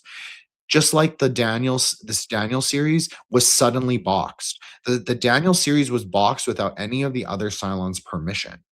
It was just boxed at random by a brother Cavill. It didn't make it. There was no like, he didn't go about it in the traditional Cylon way of consensus democracy. He totally did like a fascist dictatorship. He made his own decision. So that's why I always felt like it aligned. Like Daniel's this guy, we can't really see his face. That's Kara's thing. We cannot see the face of the seventh Cylon. That is also a thing in the opera house when they're imagining. Okay, so I should have explained this a little better. So President Roslin, Sharon Valeri, Boomer, Caprica 6, Gaius Baltar, and someone else. I can't remember who. Oh, Diana Beers. They all are experiencing this shared dream of this opera house that is on Kobol. So it is like the opera house as it was like thousands of years ago. Okay, so they're experiencing this dream where they see Hera, supposedly the first human Cylon hybrid, supposedly, and we also see Daniel there, but nobody can remember what Daniel looks like. His memory has been erased. Just like I said, Cylons project their reality external to them. Whatever they imagine outside of themselves is what they see. It's just like Caprica 6 can imagine the ship as a very lush Vancouver forest or BC forest. That's often what she does. But and obviously the humans can't experience that are around her. Like, you'll just be looking like you're just talking to Caprica 6, but she might be envisioning something else. So that's where the actual location you're talking to her at. So Cylons have this innate, we talked about this, ability of projection. So none of them, interestingly enough, the ones that should be able to remember what this Daniel looks like, none of them are able to remember, because like at least 4 of those people that I listed are Cylons. It also makes sense because Kara also disappears. Sorry, spoiler alert, but she also disappears. There's no resolution really given for why she disappears, and there's no reason. They all suspect her of being a Cylon when she reappears, but the reality is that she goes into some kind of trans-dimensional space, and she comes back, and she is more able to guide the fleet than ever before. But that doesn't mean they listen to her, because they are okay. This is a great comment. The love that she shares with Adama Parent child is gorgeously done. Absolutely. Interestingly, this is a great point by Frau Blucher. The Jupiter Bina connection is not, there's no greater relationship, not even between Lee and his own father. The relationship between father and daughter, Bina Hesed, in this context, is the best example of that, like, kind of loving, truly loving kindness relationship that it doesn't really exist anywhere else in the show. This is like the primary relationship, is the Binah daddy with the daughter at Hesed. So it's a very, very interesting dynamic, and it is beautifully done. It is probably one of the most realistic relationships in the show because they actually hit each other once. Even, I'm just saying, I'm not saying do that. I'm just saying they actually have like a very they have a very dynamic and sometimes volatile relationship, but it's actually like there's something very tangibly real about it, and there's something very you get invested in it. And I'm also always was invested. Like Captain Adama is my second favorite character. Kara Thrace is my first. I said this. I'm also a big Leoben fan. Like shout out for all Blucher. I also like Deanna Beers because I think she's crazy and manipulative and complicated. Those are my three top probably. But I really love that particular relationship. And we live in a world where the nursery rhyme has better epistemics than a course at university. Absolutely. I mean, that is the truth, right? Is that it's all about pop culture hermeneutics tend to be a lot better than the sort of living, well, we're calling it a living canon of philosophy. That doesn't mean any of us discard philosophy. Obviously, I tend to root my arguments in traditional Kabbalistic and Buddhist logic. Joshua tends to root his in biblical knowledge. Eros tends to root hers in sort of the Platonic and Neoplatonic dialectics and ideals. That's all great. We all have to draw from tradition. Oh, I don't know why Eros fell off again. My apologies, Eros, if that was me. I don't know if you dropped off or I took you off. I totally apologize for that. I didn't even notice till now. So I hope that was not a long time. She dropped and came back because okay, her mic was messed up. Okay, good. As long as I didn't do it and like I didn't do it with my mouse or something, then I don't feel so bad. Anyway, so yeah, I think that goes along with like what we've been saying this whole time. It's like Adama doesn't limit Kara Thrace as to what she should do because Kara Thrace doesn't listen to her daddy. That's not their relationship. She is the daughter who breaks all the rules. She even says it to him. She says it to him to his face. She says it to him kind of sheepishly. And he's like, oh, fuck you. I think that's what he even says. Something like that. Frack you. Sorry, frack you. Something about that. It's not, that doesn't mediate their relationship. It's not about the rules and the boundaries. It's that they tell each other their rules and their boundaries, and then they tell each other that they're not going to follow them and that they're going to do this XY thing. But when it comes down to the crunch or rolling the hard six, which is his line, right? That is Captain Adama's famous line throughout the entire series. I even put it on the poster, one of the posters of or the title cards, one of the keynotes for this series, roll the hard 666. Because that is what Captain Adama says. He says you have to learn to roll the hard six, meaning that in the heat of the battle, sometimes you make a 180 because that's what their ships do. They're called Raptors. They like very much Aeon of Horus. If you think about it, like what is really a Raptor? A Raptor is a Falcon. So that's very Aeon of Horus. I'm just saying. But anyways, he says roll the hard six because the Raptors are able to make 180-degree turns in space, whereas the Cylon Raiders are not able to do the same maneuver. The one thing that the humans have over the Raiders is that the humans are often better pilots, and their ships have this one capacity, like they're more potential. They get more maneuverability, but the Raiders actually have stronger. The guns are stronger, their firepower is stronger, and they're more sturdy. So they're like more technologically advanced, but the Raiders have this greater maneuverability as well as the people that in them are better pilots. So they have kind of both in a pro and a con, right? So I think that's really interesting, just in general. Just like there's like this kind of repeat relationship between Hasidic nature and the Bina nature. And it also makes sense in terms of like the whole overarching plot of the show. It's like humanity is searching for that blue green, again, that blue green planet in space, and they're basing it on text. But it isn't the text that brings them to the planet. It is actually the prophetessa, the prophet, who allows them to find the map again, because the map is not in the text. The map is not at Bina. The map is in the sound. The map is in the, everybody knows this is my favorite Sephra. The map is in the Hokmah. The map is in the space. It's in the sound. It's in the color. It's in the name, the Hod. So you have these multiple sort of like, it's all the things that break out of time.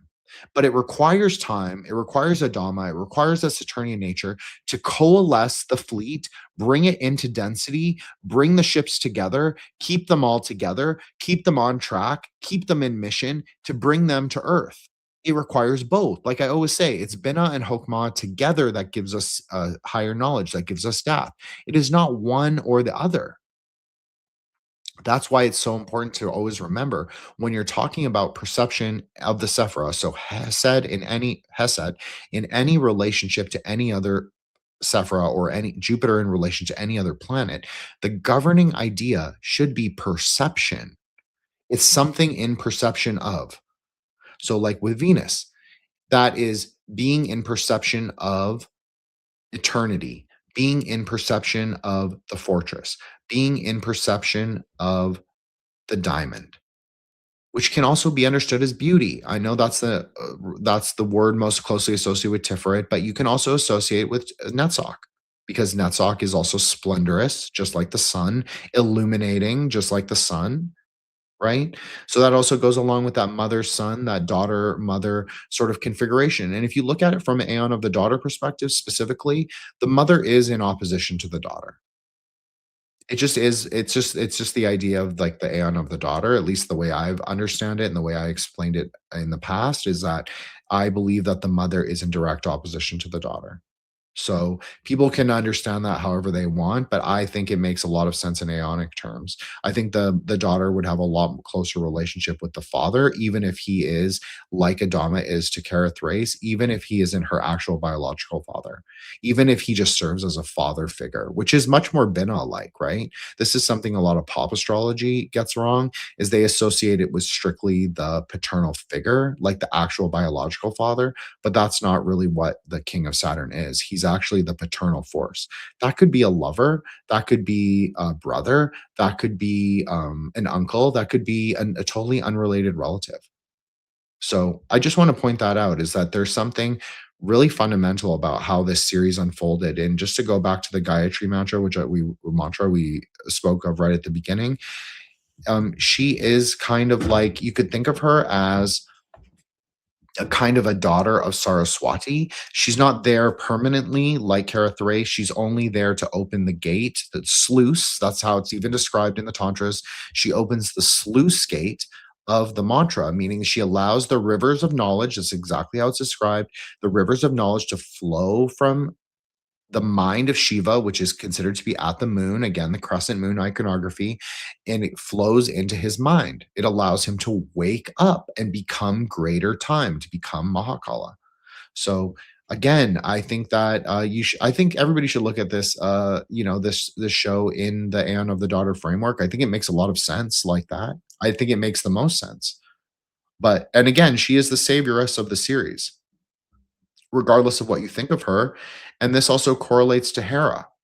Hera also has a Hasidic quality.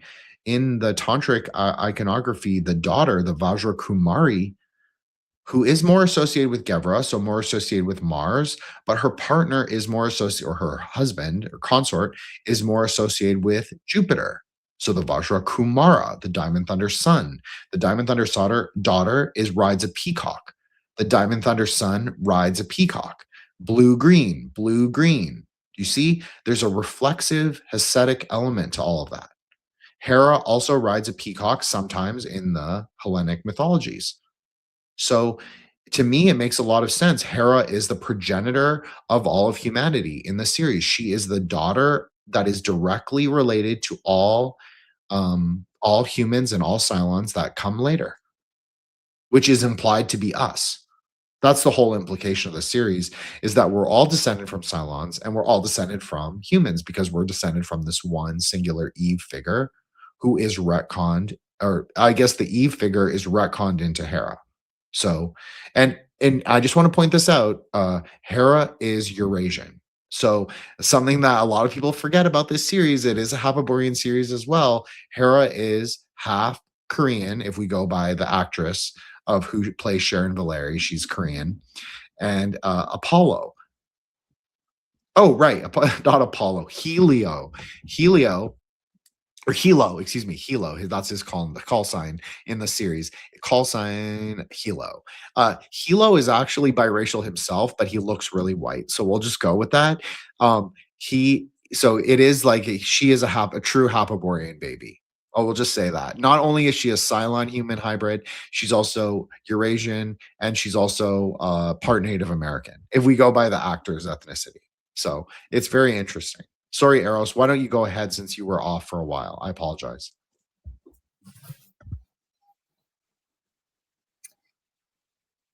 Let me think.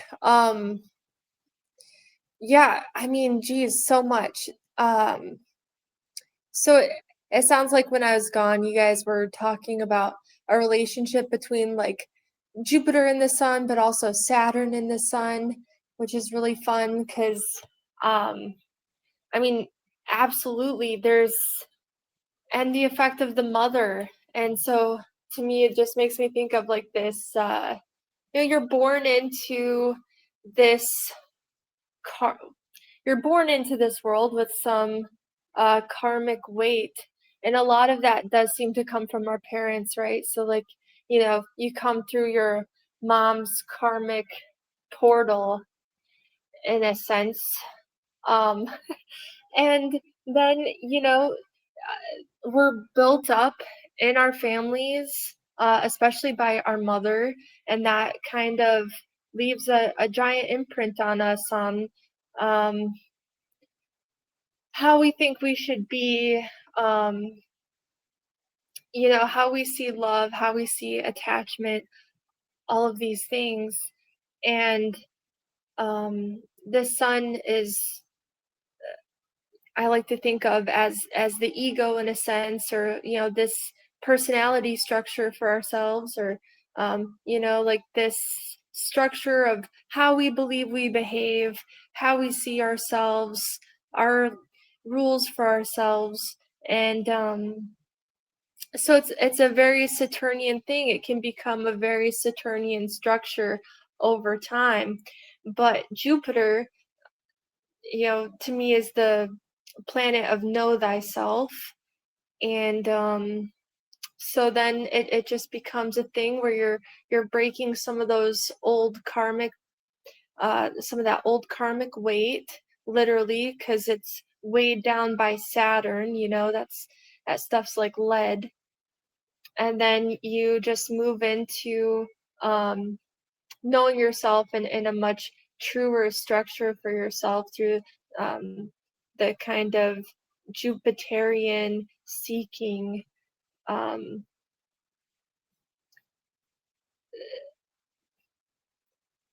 That's all I had.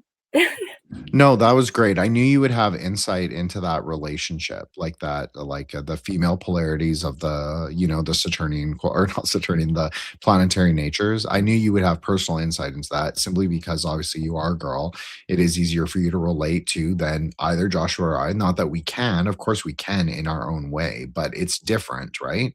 So thank you so much. I really appreciate that. And also appreciate that you've come despite technical difficulties.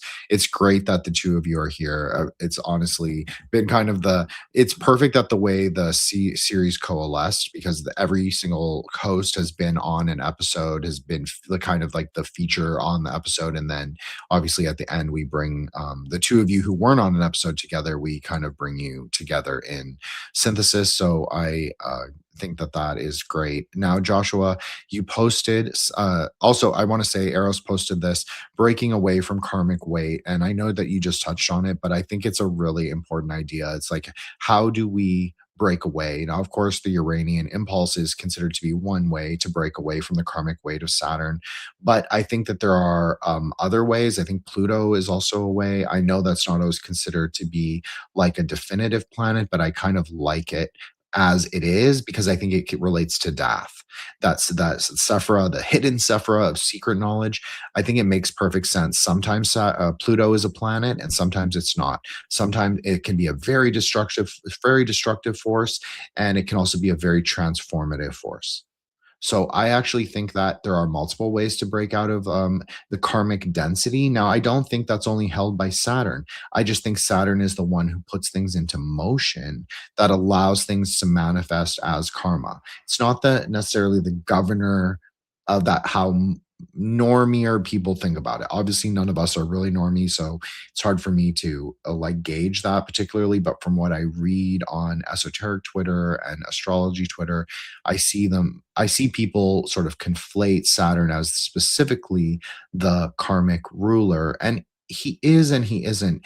He's just the governor of karma. That's a better way to understand it. He's given this cosmological role by much higher forces to sort of enact the way people's path manifests. But he's not the look, anyone can break out of Saturn. I remember Eros was talking about this a few weeks ago in the chat, and she was like, it's America. We're free. We can you can quit your job, you can move, you can do a lot of different, you can make choices for yourself.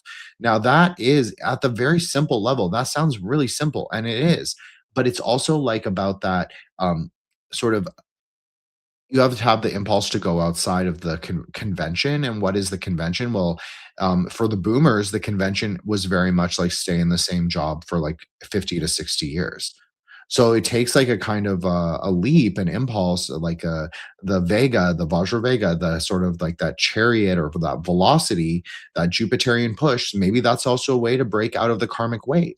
And they even say that in tantric astrology, a lot of the planetary remedies, if you have a very negative Saturn, if you have a very negative any planet, except for Rahu Ketu, even Rahu and Ketu, they might not be able to be annihilated or amended by Jupiter, but they can be remedied in some portion through the loving kindness that is Jupiter.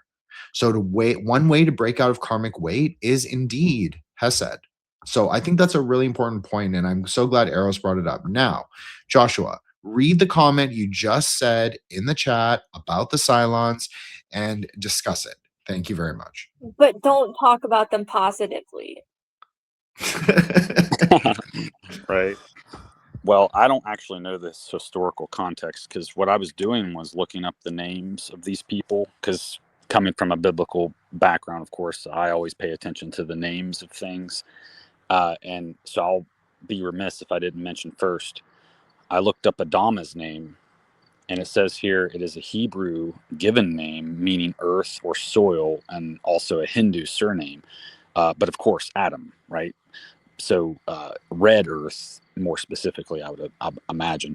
And then further down here, concerning the Cylons. So I was like, well, what does that name mean? So I typed it in, and of course it came up with the Battlestar reference, but then further down it said it's possibly also related to Cylon in ancient history of Athens, a historical figure from ancient Greece. The time period would be 7th century BC, and the notable event concerns an attempted coup in Athens known as the Cylonian Affair. And the background to this is concerning a noble and an Olympic victor, which would wear Apollo laurel leaf crown, by the way, an Olympic victor would, who sought to seize power with support from Megara. And of course, I think Megara might be in Turkey. But anyway, you probably know a lot more about all this stuff than I do. I just kind of stumbled upon it. Well, I don't know that much about this is an Eros subject, this kind of ancient Greek history, but I will say one thing quickly. That outer yellow ring of the eye of Jupiter that Carathrace drew, you could say, just like with golden topaz, right? just like with yellow topaz. You could say, because bay, what is bay laurel? If we give it a planetary correspondence, bay laurel is very much the planetary nature of the sun, which is also victory, which is also Netzach. Remember, I was talking about there is a deep relationship between Tiferet and Netzach. So one of the meanings for Tiferet is also victory, which is interesting, and people may find that interesting. But victory is in like an active principle, where Netzach is victory in a passive principle. So it's important to understand the difference between the two. But that golden ring, that golden halo outside, that is the planetary nature of Jupiter, that can also be said, as I mentioned, can also be said to be the Tiferet of Hesed. So just like the true, well, one of the ideas of Tiferet, the sun, is that its true nature is of Hesed, meaning of loving kindness or of Jupiter. Well, one of the ideas of the nature of Jupiter is that its illuminating quality, its quality of brilliance, of splendor, of the spark, is that is of Tiferet. Just like the metaphor I used last week of the sun shining upon the water. Now, that is just the heat being dispersed by the cool waters. But it's also a way to understand phenomenologically, at least, that interaction. So I think that's interesting because bay laurel is very much a solar herb, and it also has that Apollonic quality.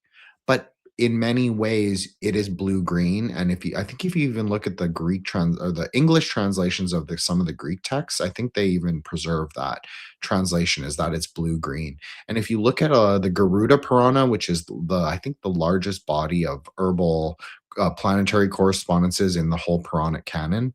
It might not be the only. It's not the only one, but it's one of the primary ones. The Markandeya Purana has a section on herbalism and planets as well, but the Garuda Purana is the one I'm the most familiar with. So it also lists the color and quality of bay laurel being blue green, although it admits that it is Tiferatic in nature, meaning solar. It's talking about solar. It doesn't say Tiferatic, but that's how I understand the planets, as being the Sephirotic quality. But anyways, I think that's really interesting, and I think it goes a lot with what you were saying, and I think it also goes a lot with Hyssop. It's like, how do you understand what correspondence at what density? I think this is a common question. I think this throws a lot of people. And I think it's actually easy to understand once you start to see that there's a logic to the correspondences and a logic to the way things arise. And maybe the visual image is the best image.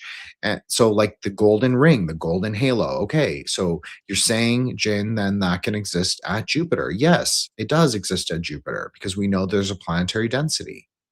Then we know that there's a Varasic density, meaning the hero, meaning in tantric astrology would relate it to a form of Vishnu. Then the blue quality, which would be related to the form of the Mahavira, which is Shiva, which is of the mind. And then you have the diamond thunder layer, which would be the Dakini or the emptiness, depending on how you understand that. Now, there are actually 5 densities. And as you can see, there are flecks of black, as we discussed. So there's the interaction with the other qualities, or you could say this is the dragon quality. Now, we were talking about um, Nagas in the chat. Well, one thing where Rahu is said to be most exalted is in a position where he is in Jupiter, because of its nature to exalt all benefic qualities. So one of the more powerful places for Rahu to be is in a chart. Rahu and Ketu, actually. Ketu's natural position is at Mars. He loves to pretend he is the annihilation of physical things, but himself is not physical. So he might promote the annihilation of things ideologically, but he is not being destroyed by physical things. He just likes things to be like him, which is in the spirit world. So that's what he promotes.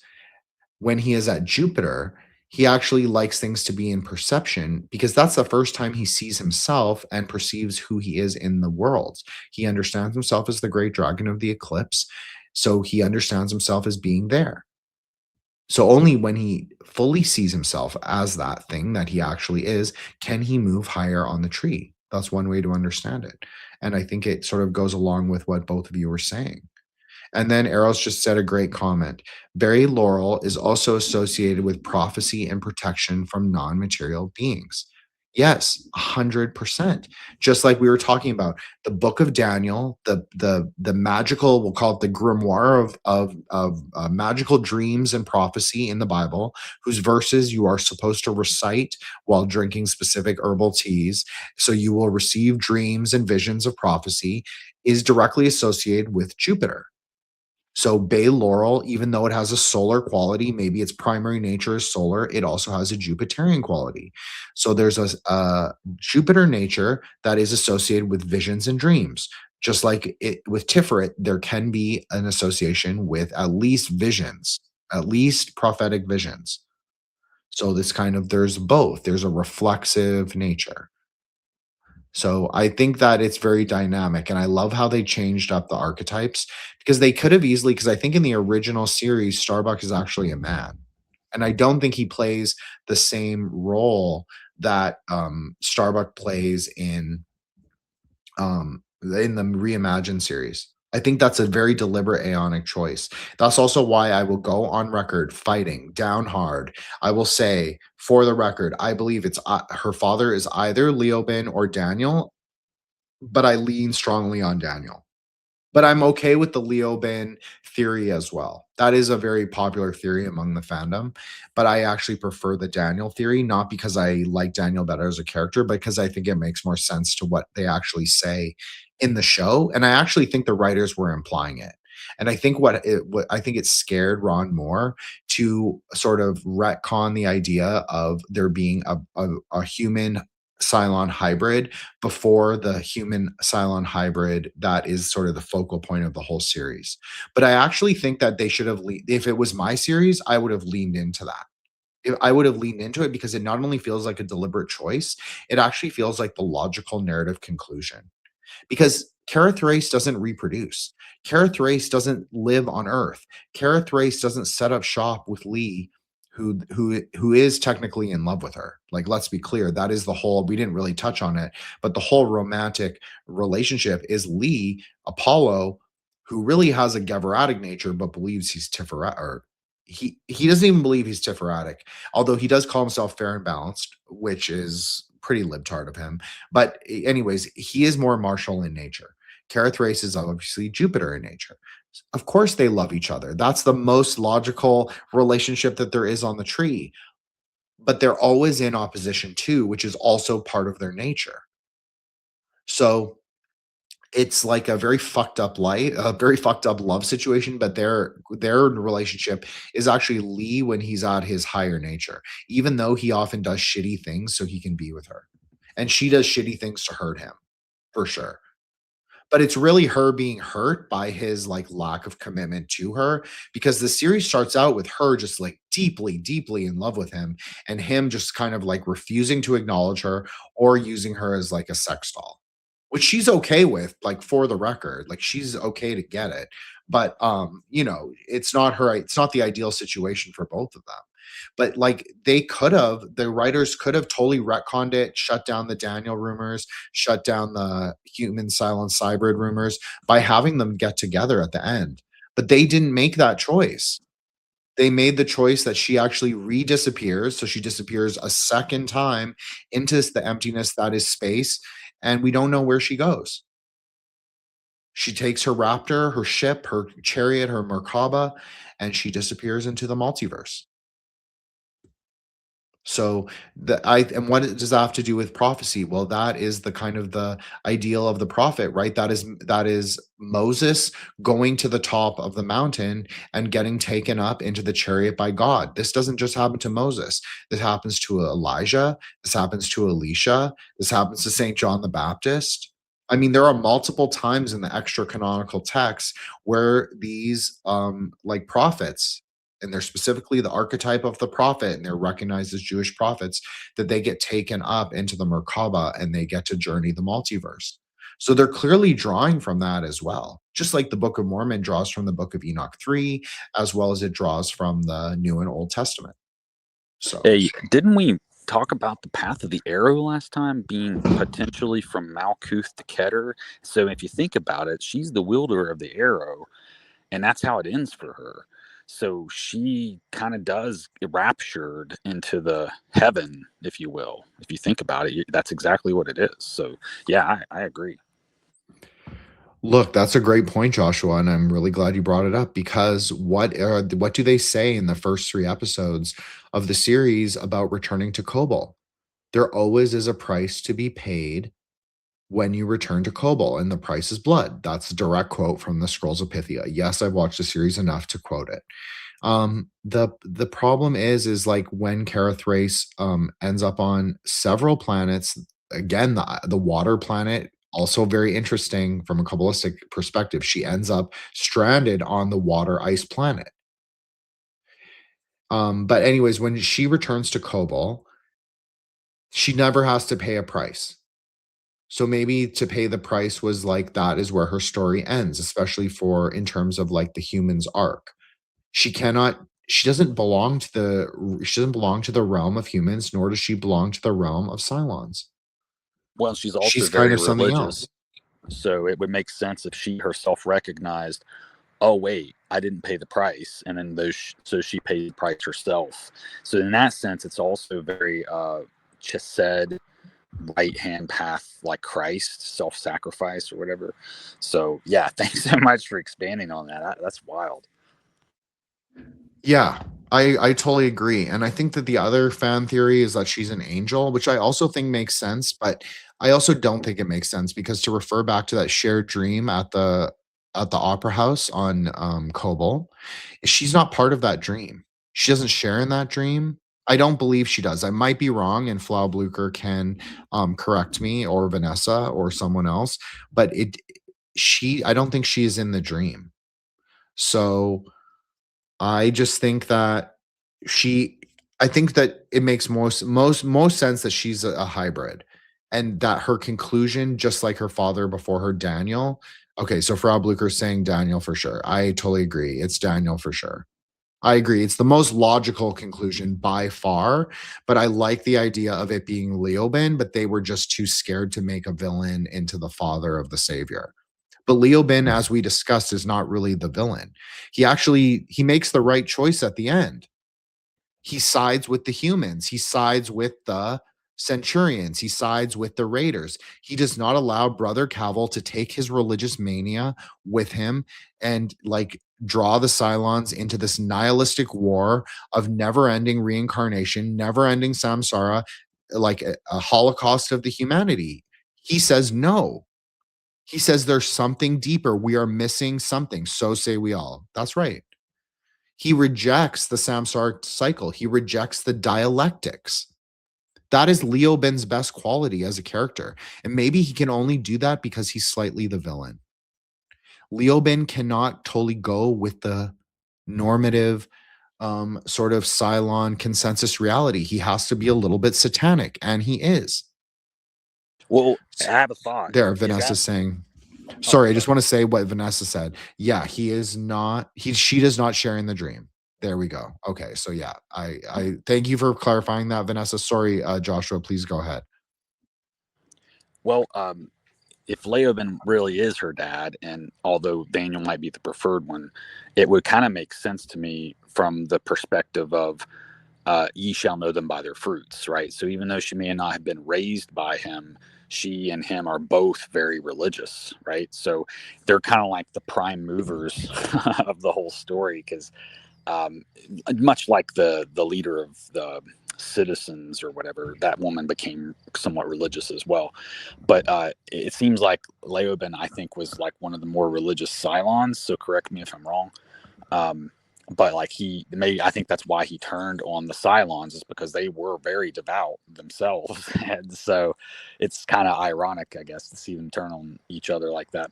But because I think what he maybe realized was that they came to test humanity and they had passed the test. And so now their purpose was over. And I think that's why he kind of chooses to remove himself. But that's just maybe one interpretation, of course. No, you're totally right, because he even says that. I remember him sitting on the base star one of the I think a reincarnation ship, but it might have just been the base star. But he's sitting there and he's talking to a Caprica 6, a Deanna, and one of the 8s, and maybe Sharon. And he says to them that exact thing that you said. It's like, we were there to test because he's not. See, the other Cylons are religious, and Caprica 6 is a bit of an extremist as well herself. So is Deanna. Deanna is like very complicated though, because she tends to she needs the experience right in front of her for it to be real. God doesn't really exist for her unless she's witnessing it at that exact moment. Caprica 6 relies on her like uber literalist faith, especially at the beginning, for it to be real for her. Even when she can't explain things and even when paradox arises, she still relies on that literalist interpretation of the world. Sharon Valeri she has too much interiority to be spiritual, meaning that she has no self-reflexivity. Leoben could be said to be the only one who is actually embodying of that Hasidic nature, meaning he is not actually religious. He's a mystic. He's the most spiritual of all the qualities. Here we go, Frau Blucher. Leoben does give Starbuck the time to realize her purpose and face her upbringing, albeit if it was as his captive. Exactly right. So this is what I wanted to say directly in response to you, Joshua, is that Leoben doesn't necessarily have to be her biological father, but he also represents a spiritual father. He's almost like a rabbi. That's honestly how you could think of him. And it would make sense. His name means the son of Leo, right? The son of the lion, like the prophet of Judah. You could say that. And so he represents a rabbi. It's not her father, as in like Leoben is her biological father, but he is like her spiritual father.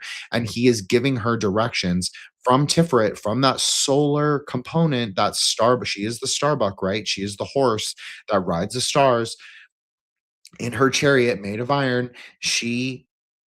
He gives her the direction. He lets her perceive who she really is, as Frau Blucher is saying.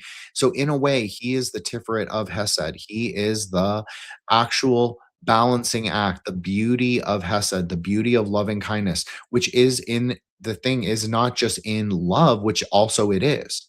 Because in a way, he even says, I love you, Kara. Like he tells her that several times. And she's like, you're a fucking liar. And she's like beating on his face. And he's like bloody. And he's like, I love you, Kara. It's like, it's okay. I forgive you. And then she like breaks down crying and she realizes like, yeah.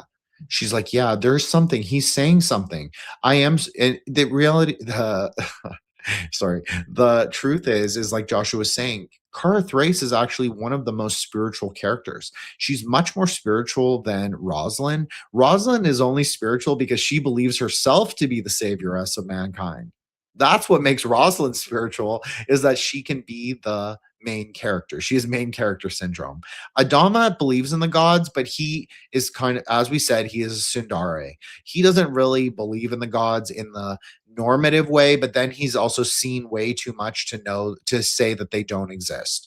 The other characters have more of a superficial quality. Now, whether that is actual or just the way that they're depicted in the series, that might just be like an editorial or directorial choice.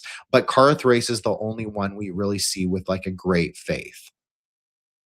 And so I think this goes directly to her role as the actual savioress, plus Hera, of mankind, is that she actually believes in the gods in the higher octave. She knows they're not quite gods and not quite archetypes and not quite like, they're not like men or women or anyone. They are like they are principles. And so that's also part of Kara Thrace's story when we were talking about like Kara Thrace and Lee, Kara Thrace and Apollo. Like their love is frequently consummated, but it's almost never admitted. And so it kind of makes it like she is often treated as a biblical prophetess or biblical prophet, because even if you read, like, I like Job's my favorite. So you think of him, he's constantly imperiled by God himself, tested by the adversary, to bring up something Joshua was saying. Yes, the Cylons, by Leoben's own word, the most spiritualist, the mystic, the true mystic, the rabbi of the desert. He has gone out to wander in the mystical wilderness of ideas. he is the one to say we were the adversaries. This is very Hasidic too. We were the adversaries to the humans. They passed the test. He is like, they are like Job. They passed the test. And so now we have to give them back what they lost. We have to give them back their home. And this is the whole uniting point. This is why they unite, like the sum of the Cylons that allied with the humans during the Second Cylon Civil War, and the humans. That's why they align, is because Leoben, I totally forgot about this. He gives that exact speech. And so I just think his name refers to Tiferet. His name refers to the quality of the lion, the quality of speech, the quality of the true mysticism, to see with a clarity the future that the others like. That also brings up Arrow's thing about the bay laurel. That's a very solar, as we were saying, solar herb, but also the ability to see into the future, which is very Jupiterian. He embodies both qualities. And so he does that, and he says, okay, we need to align with the humans because this isn't right. We are actually one people. We need to join back. We are the 13th tribe. And that is also the implication for the series, is that the Cylons are actually the 13th tribe. They are the lost tribe of Kobol. That's what the humans forgot. They forgot, they believe themselves to be the creator of the tribe, but they are not the creator of the tribe, and neither were the gods. The gods themselves were hybrid human Cylon they were human Cylon hybrids. That's also the implication. Is the gods were not normie humans. The gods were resistant to disease, very physically strong, very physically resistant to things. They had a deep faith, and that the gods were also mortal, just like the Cylons are mortal. Like, their bodies can be killed. It just takes a couple more bullets to kill them. It takes a bigger explosion to to kill them. The Cylon Raiders, if we want to use that example, the Centurions, they have like these these metal carcasses, these metal mecha bodies that were that are bulletproof, basically. So it takes like a lot more bullets, a lot more firepower to take them down. Well, that makes sense, but they can still be taken down, right? They are still mortal. They are still subject to samsara. So that's also like a lot about the series. It's like, what makes a Cylon 2? Like at the end of the show, the Centurions and the Raiders, the metal, like the more robotic, but they're also biological because they are the actual precursors to the Cylon, the humanoid Cylons, right? The idea is that they are allowed to go find their own destiny. They are actually not the 13th tribe. That group of Cylons, the robotic Cylons. The robotic Cylons are kind of in this third position. So they're allowed to go free and sort of they're allowed to leave their captivity and escape into the desert, you could say, or escape into space. So I think that's a really profound and interesting example that I never thought of before. But Leoben really is the true hero of the series, I think. Maybe. Joshua, do you have any thoughts on that? Yeah, man, because remember too that the Cylons in that form that you're talking about, although they may not be the 13th in the sense that they're not yet perfected, they're like an earlier prototype, and still yet Aliaxta, or hold on, Alia Iacta Est, the die has been cast, right? So like the daughter of the creator was the die that the Cylons were cast from, and then perfected later on to become the 13th tribe, as it were, perhaps, right? But they had this role to serve, God, God's design, whatever that might be. And of course, because this all revolves around Caprica in a sense, I think there's these Saturnian hints, to that sort of thing as well. And of course, with the prophecy involved in Apollo, I think a lot of these things were expertly woven into the storyline in such a manner that here we are, how many hours in, third episode now, talking about it still. And I just love, like you said, how they allowed us to be speculative and not, tie up these loose ends. And it kind of allows for us to explore the fandom, if you will, in a more broad manner. So thank you so much. And I guess I would just say, recycle your Cylons, be responsible to the environment, and recycle your Cylons. Thank you, Joshua. Appreciate that. I'm gonna let Eros say anything that she wants to say to help close us out. But I love what she said in the chat. Love doesn't possess. Yeah, that's the hard balance, right? It's like, can you be in dialogical relationship with each other, have boundaries, have like a defined relationship, and also like not possess each other? I think it's really hard, and I think that that's part of the. I think that's part of the samsaric battle with love is that it is like it's very dynamic, and I think a lot of people aren't necessarily comfortable sitting in the dynamism that is that. But if Eros wants to say anything in opposition or in alignment, I'm perfectly open to it. Eros, why don't you say some things to close us out? I know that we're closing this out, but I had a question. If they're the 13th tribe, then they must be kind of associated with the 13th, speculative 13th zodiac. And I was wondering, do they ever is serpents a big theme? Do they kill a giant serpent or anything? So serpents are a big theme. It's talked about like the scrolls of Pythia. Obviously, that's the prophecy that basically is this is the very it's the controversial gospel. That's even how they frame it. Like they open with nobody reads the scrolls of Pythia anymore. That's way too Geminis. It's way too much of like the actual like priesthood text. It's almost like a Kabbalistic text is basically what it is.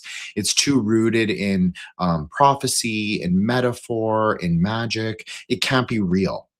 The texts that the gospels that they are currently preferred are very legal. They're very feel good.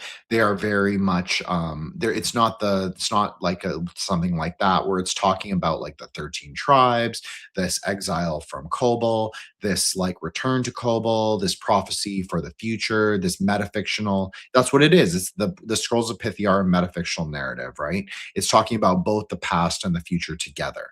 And so the whole thing of the prophetess of Pythia. Sorry, that was me. I accidentally did that because my cord was in the way. I apologize, Eros. Um, the thing about the scrolls of Pythia is that when Rosalind goes, when they're on this thing called the Algae planet, so they go to this planet to get food. They use these food recyclers to make algae into some kind of nutrient dense meatloaf. It looks really gross, but they're starving. So what choice do they have? Um, Anyways, they go to the Algae planet to stock up. They ended up getting captured by the Cylons. The Cylons put them into death camps, basically. And anyways, in part one of the and then eventually the humans decide that they don't want to live in the death camps anymore, and the Cylons decide that it's too hard to rule over humans anyway. And so this is the beginning of the Cylon human. It's like the third war, but then it's also like the Cylon Civil War. It really begins in this conflict. So the Rosalind, the vice president, ex vice president, current president, she's not the vice president. Sorry, she is the president, but she's at this time she's a school teacher, right? It's Zarek. It's we talked about him right at the beginning. I'll put up his picture again. So the character who plays Apollo in the original 1978 series, the good hero, he actually plays the satanic character, the Zarek, the revolutionary, the Uranian character, and he is even implied to be Uranian in multiple ways. But so he, he is actually the enemy, the adversarial figure in the reimagined series.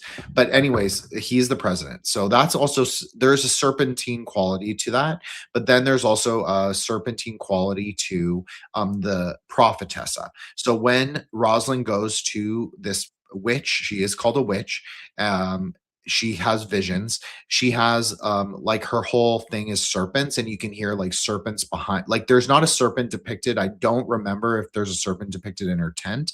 I don't think there is, but there's always like a lot of the imagery around her is very serpentine, and you hear like a rattlesnake or something like when she's talking or when she's giving her like prophecy. So there is like a snake like element, and then there's also the idea of like the snake on the pole, just like from the Bible, that is actually depicted in the Scrolls of Pythia. I can't remember. I think it's right in the first season. It's just briefly mentioned, like very brief. It's not like a deep plot point, but it is kind of, because it refers a lot to this like biblical architecture, this biblical like narrative architecture, obviously, and this Kabbalistic architecture. So I think that it's a really great question. And I also like, obviously, I said, like, as I said, as Leo Ben posited and Joshua brought up, the Cylons are the satanic figure. So there is a serpentine quality, especially to like Caprica 6. She's very much like a seductress. She's very much like the Babylon figure in her red dress. And then you also have Deanna Beers. Deanna is very much a serpent figure because she's extremely manipulative and she lies as long as it's in service to her greater goal. I'm not saying serpents are bad. I'm just saying that she does embody a serpent, and she's called a snake several times. So sorry, I had to take a cough I would break. also, can you hear me? Yeah, sorry, Joshua, go ahead. Oh, pardon, I didn't know if I hit the right button.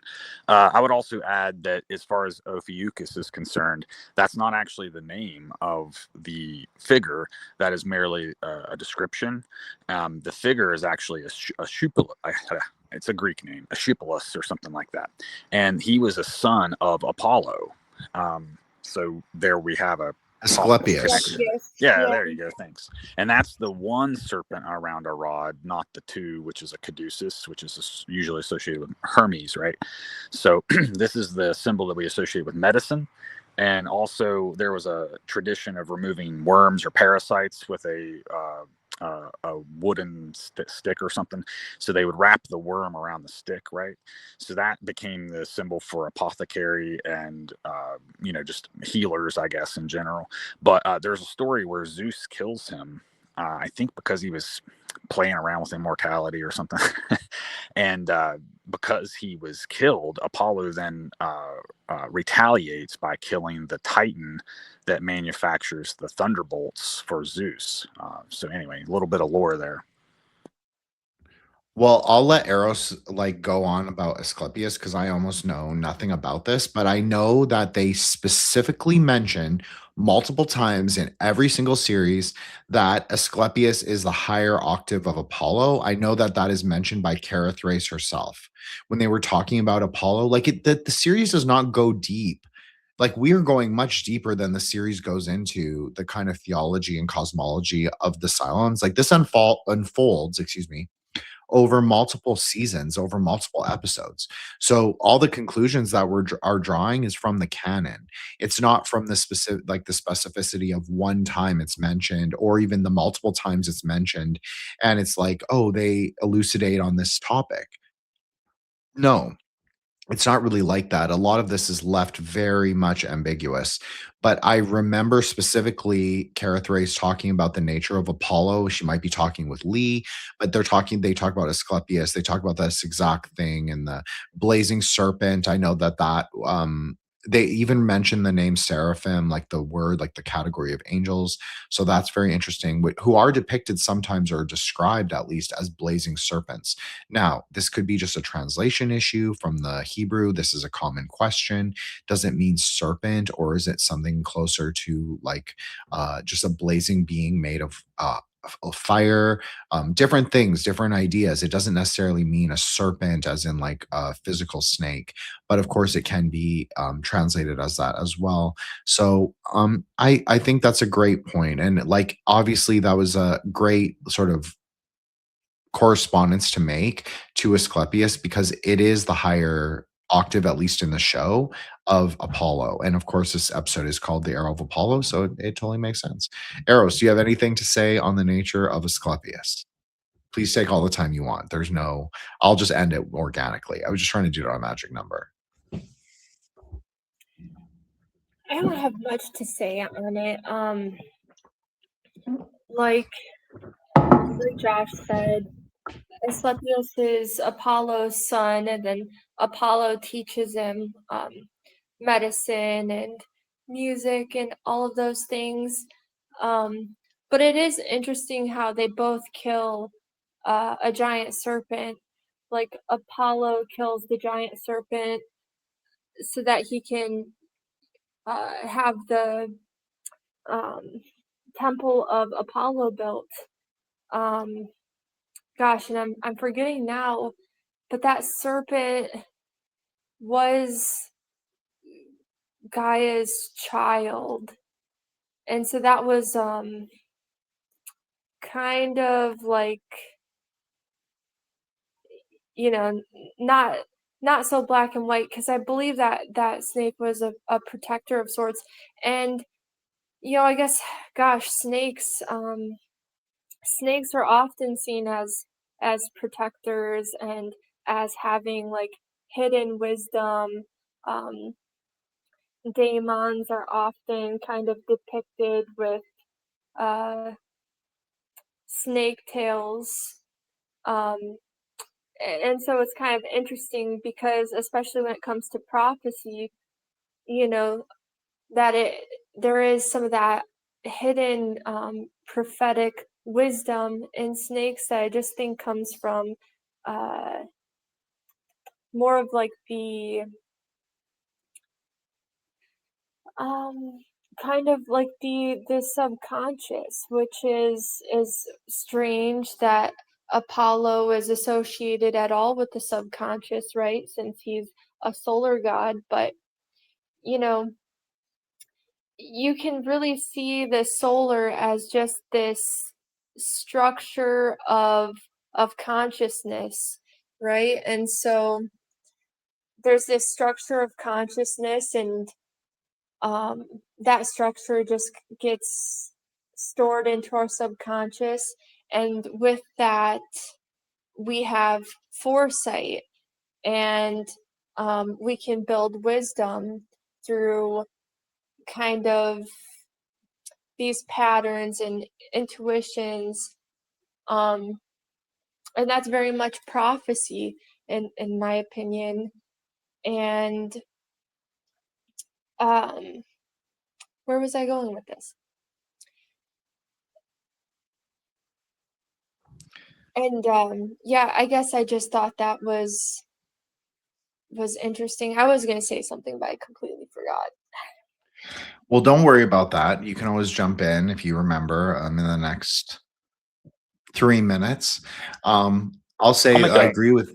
Oh, I'll make sorry, a. sorry, Josh. Go ahead. I'll add an afterthought I had about the Cylons themselves kind of being like golems in a way, how they only have the purpose given to them, and they're kind of animated too because it's the letters emet,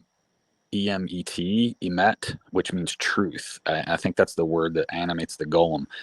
And so because they're instilled with this like religious zeal, if you will, I think that is the animating purpose for them. And also maybe dovetails with the Leoben thing from earlier, where uh, their purpose is intrinsically linked with the Pythian prophecies and all that. So I think in a way that's like they were only supposed to be used in a certain way for a certain amount of time, etc.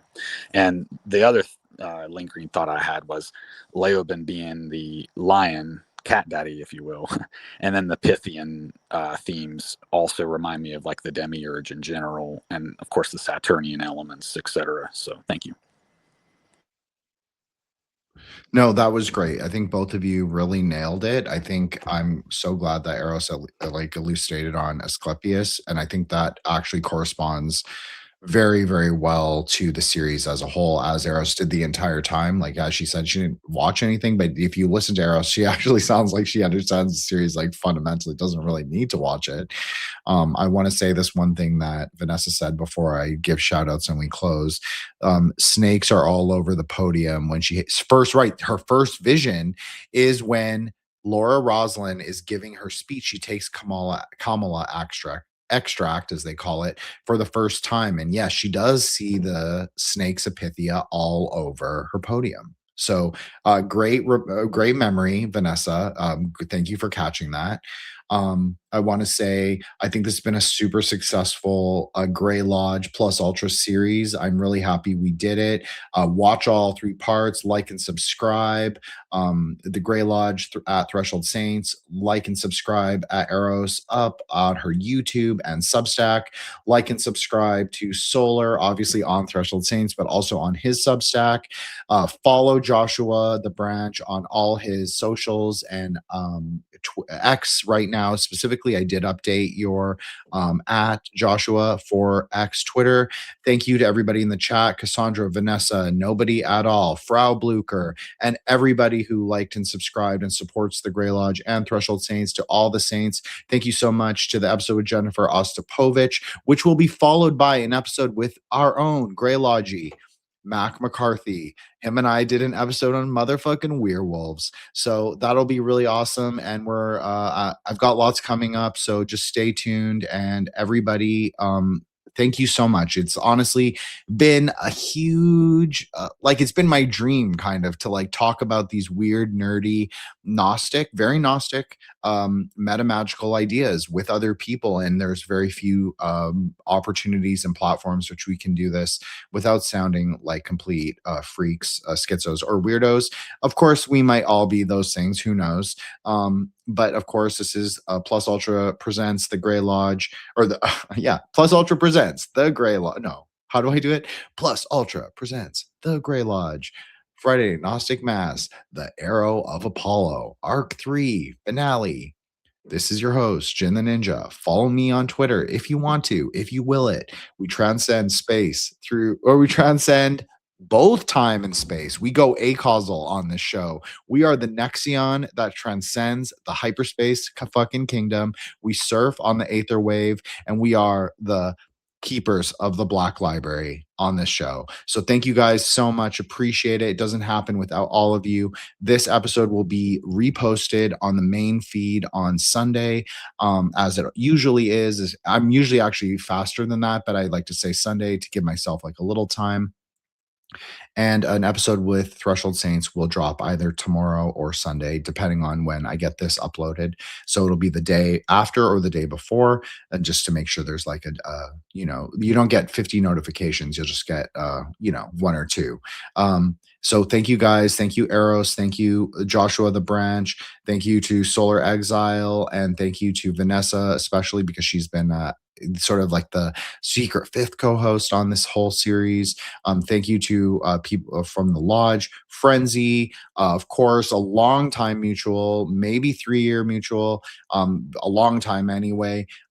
He really wanted us to do this series. We did it. So shout out to him. Shout out to Dawnlander, the coolest little Naga of all. Well, Seth and him are both cool little Nagas, and I told Seth he's the coolest little Naga, so I can't neglect him. Obviously, Seth and Joshua have an episode coming up on my show.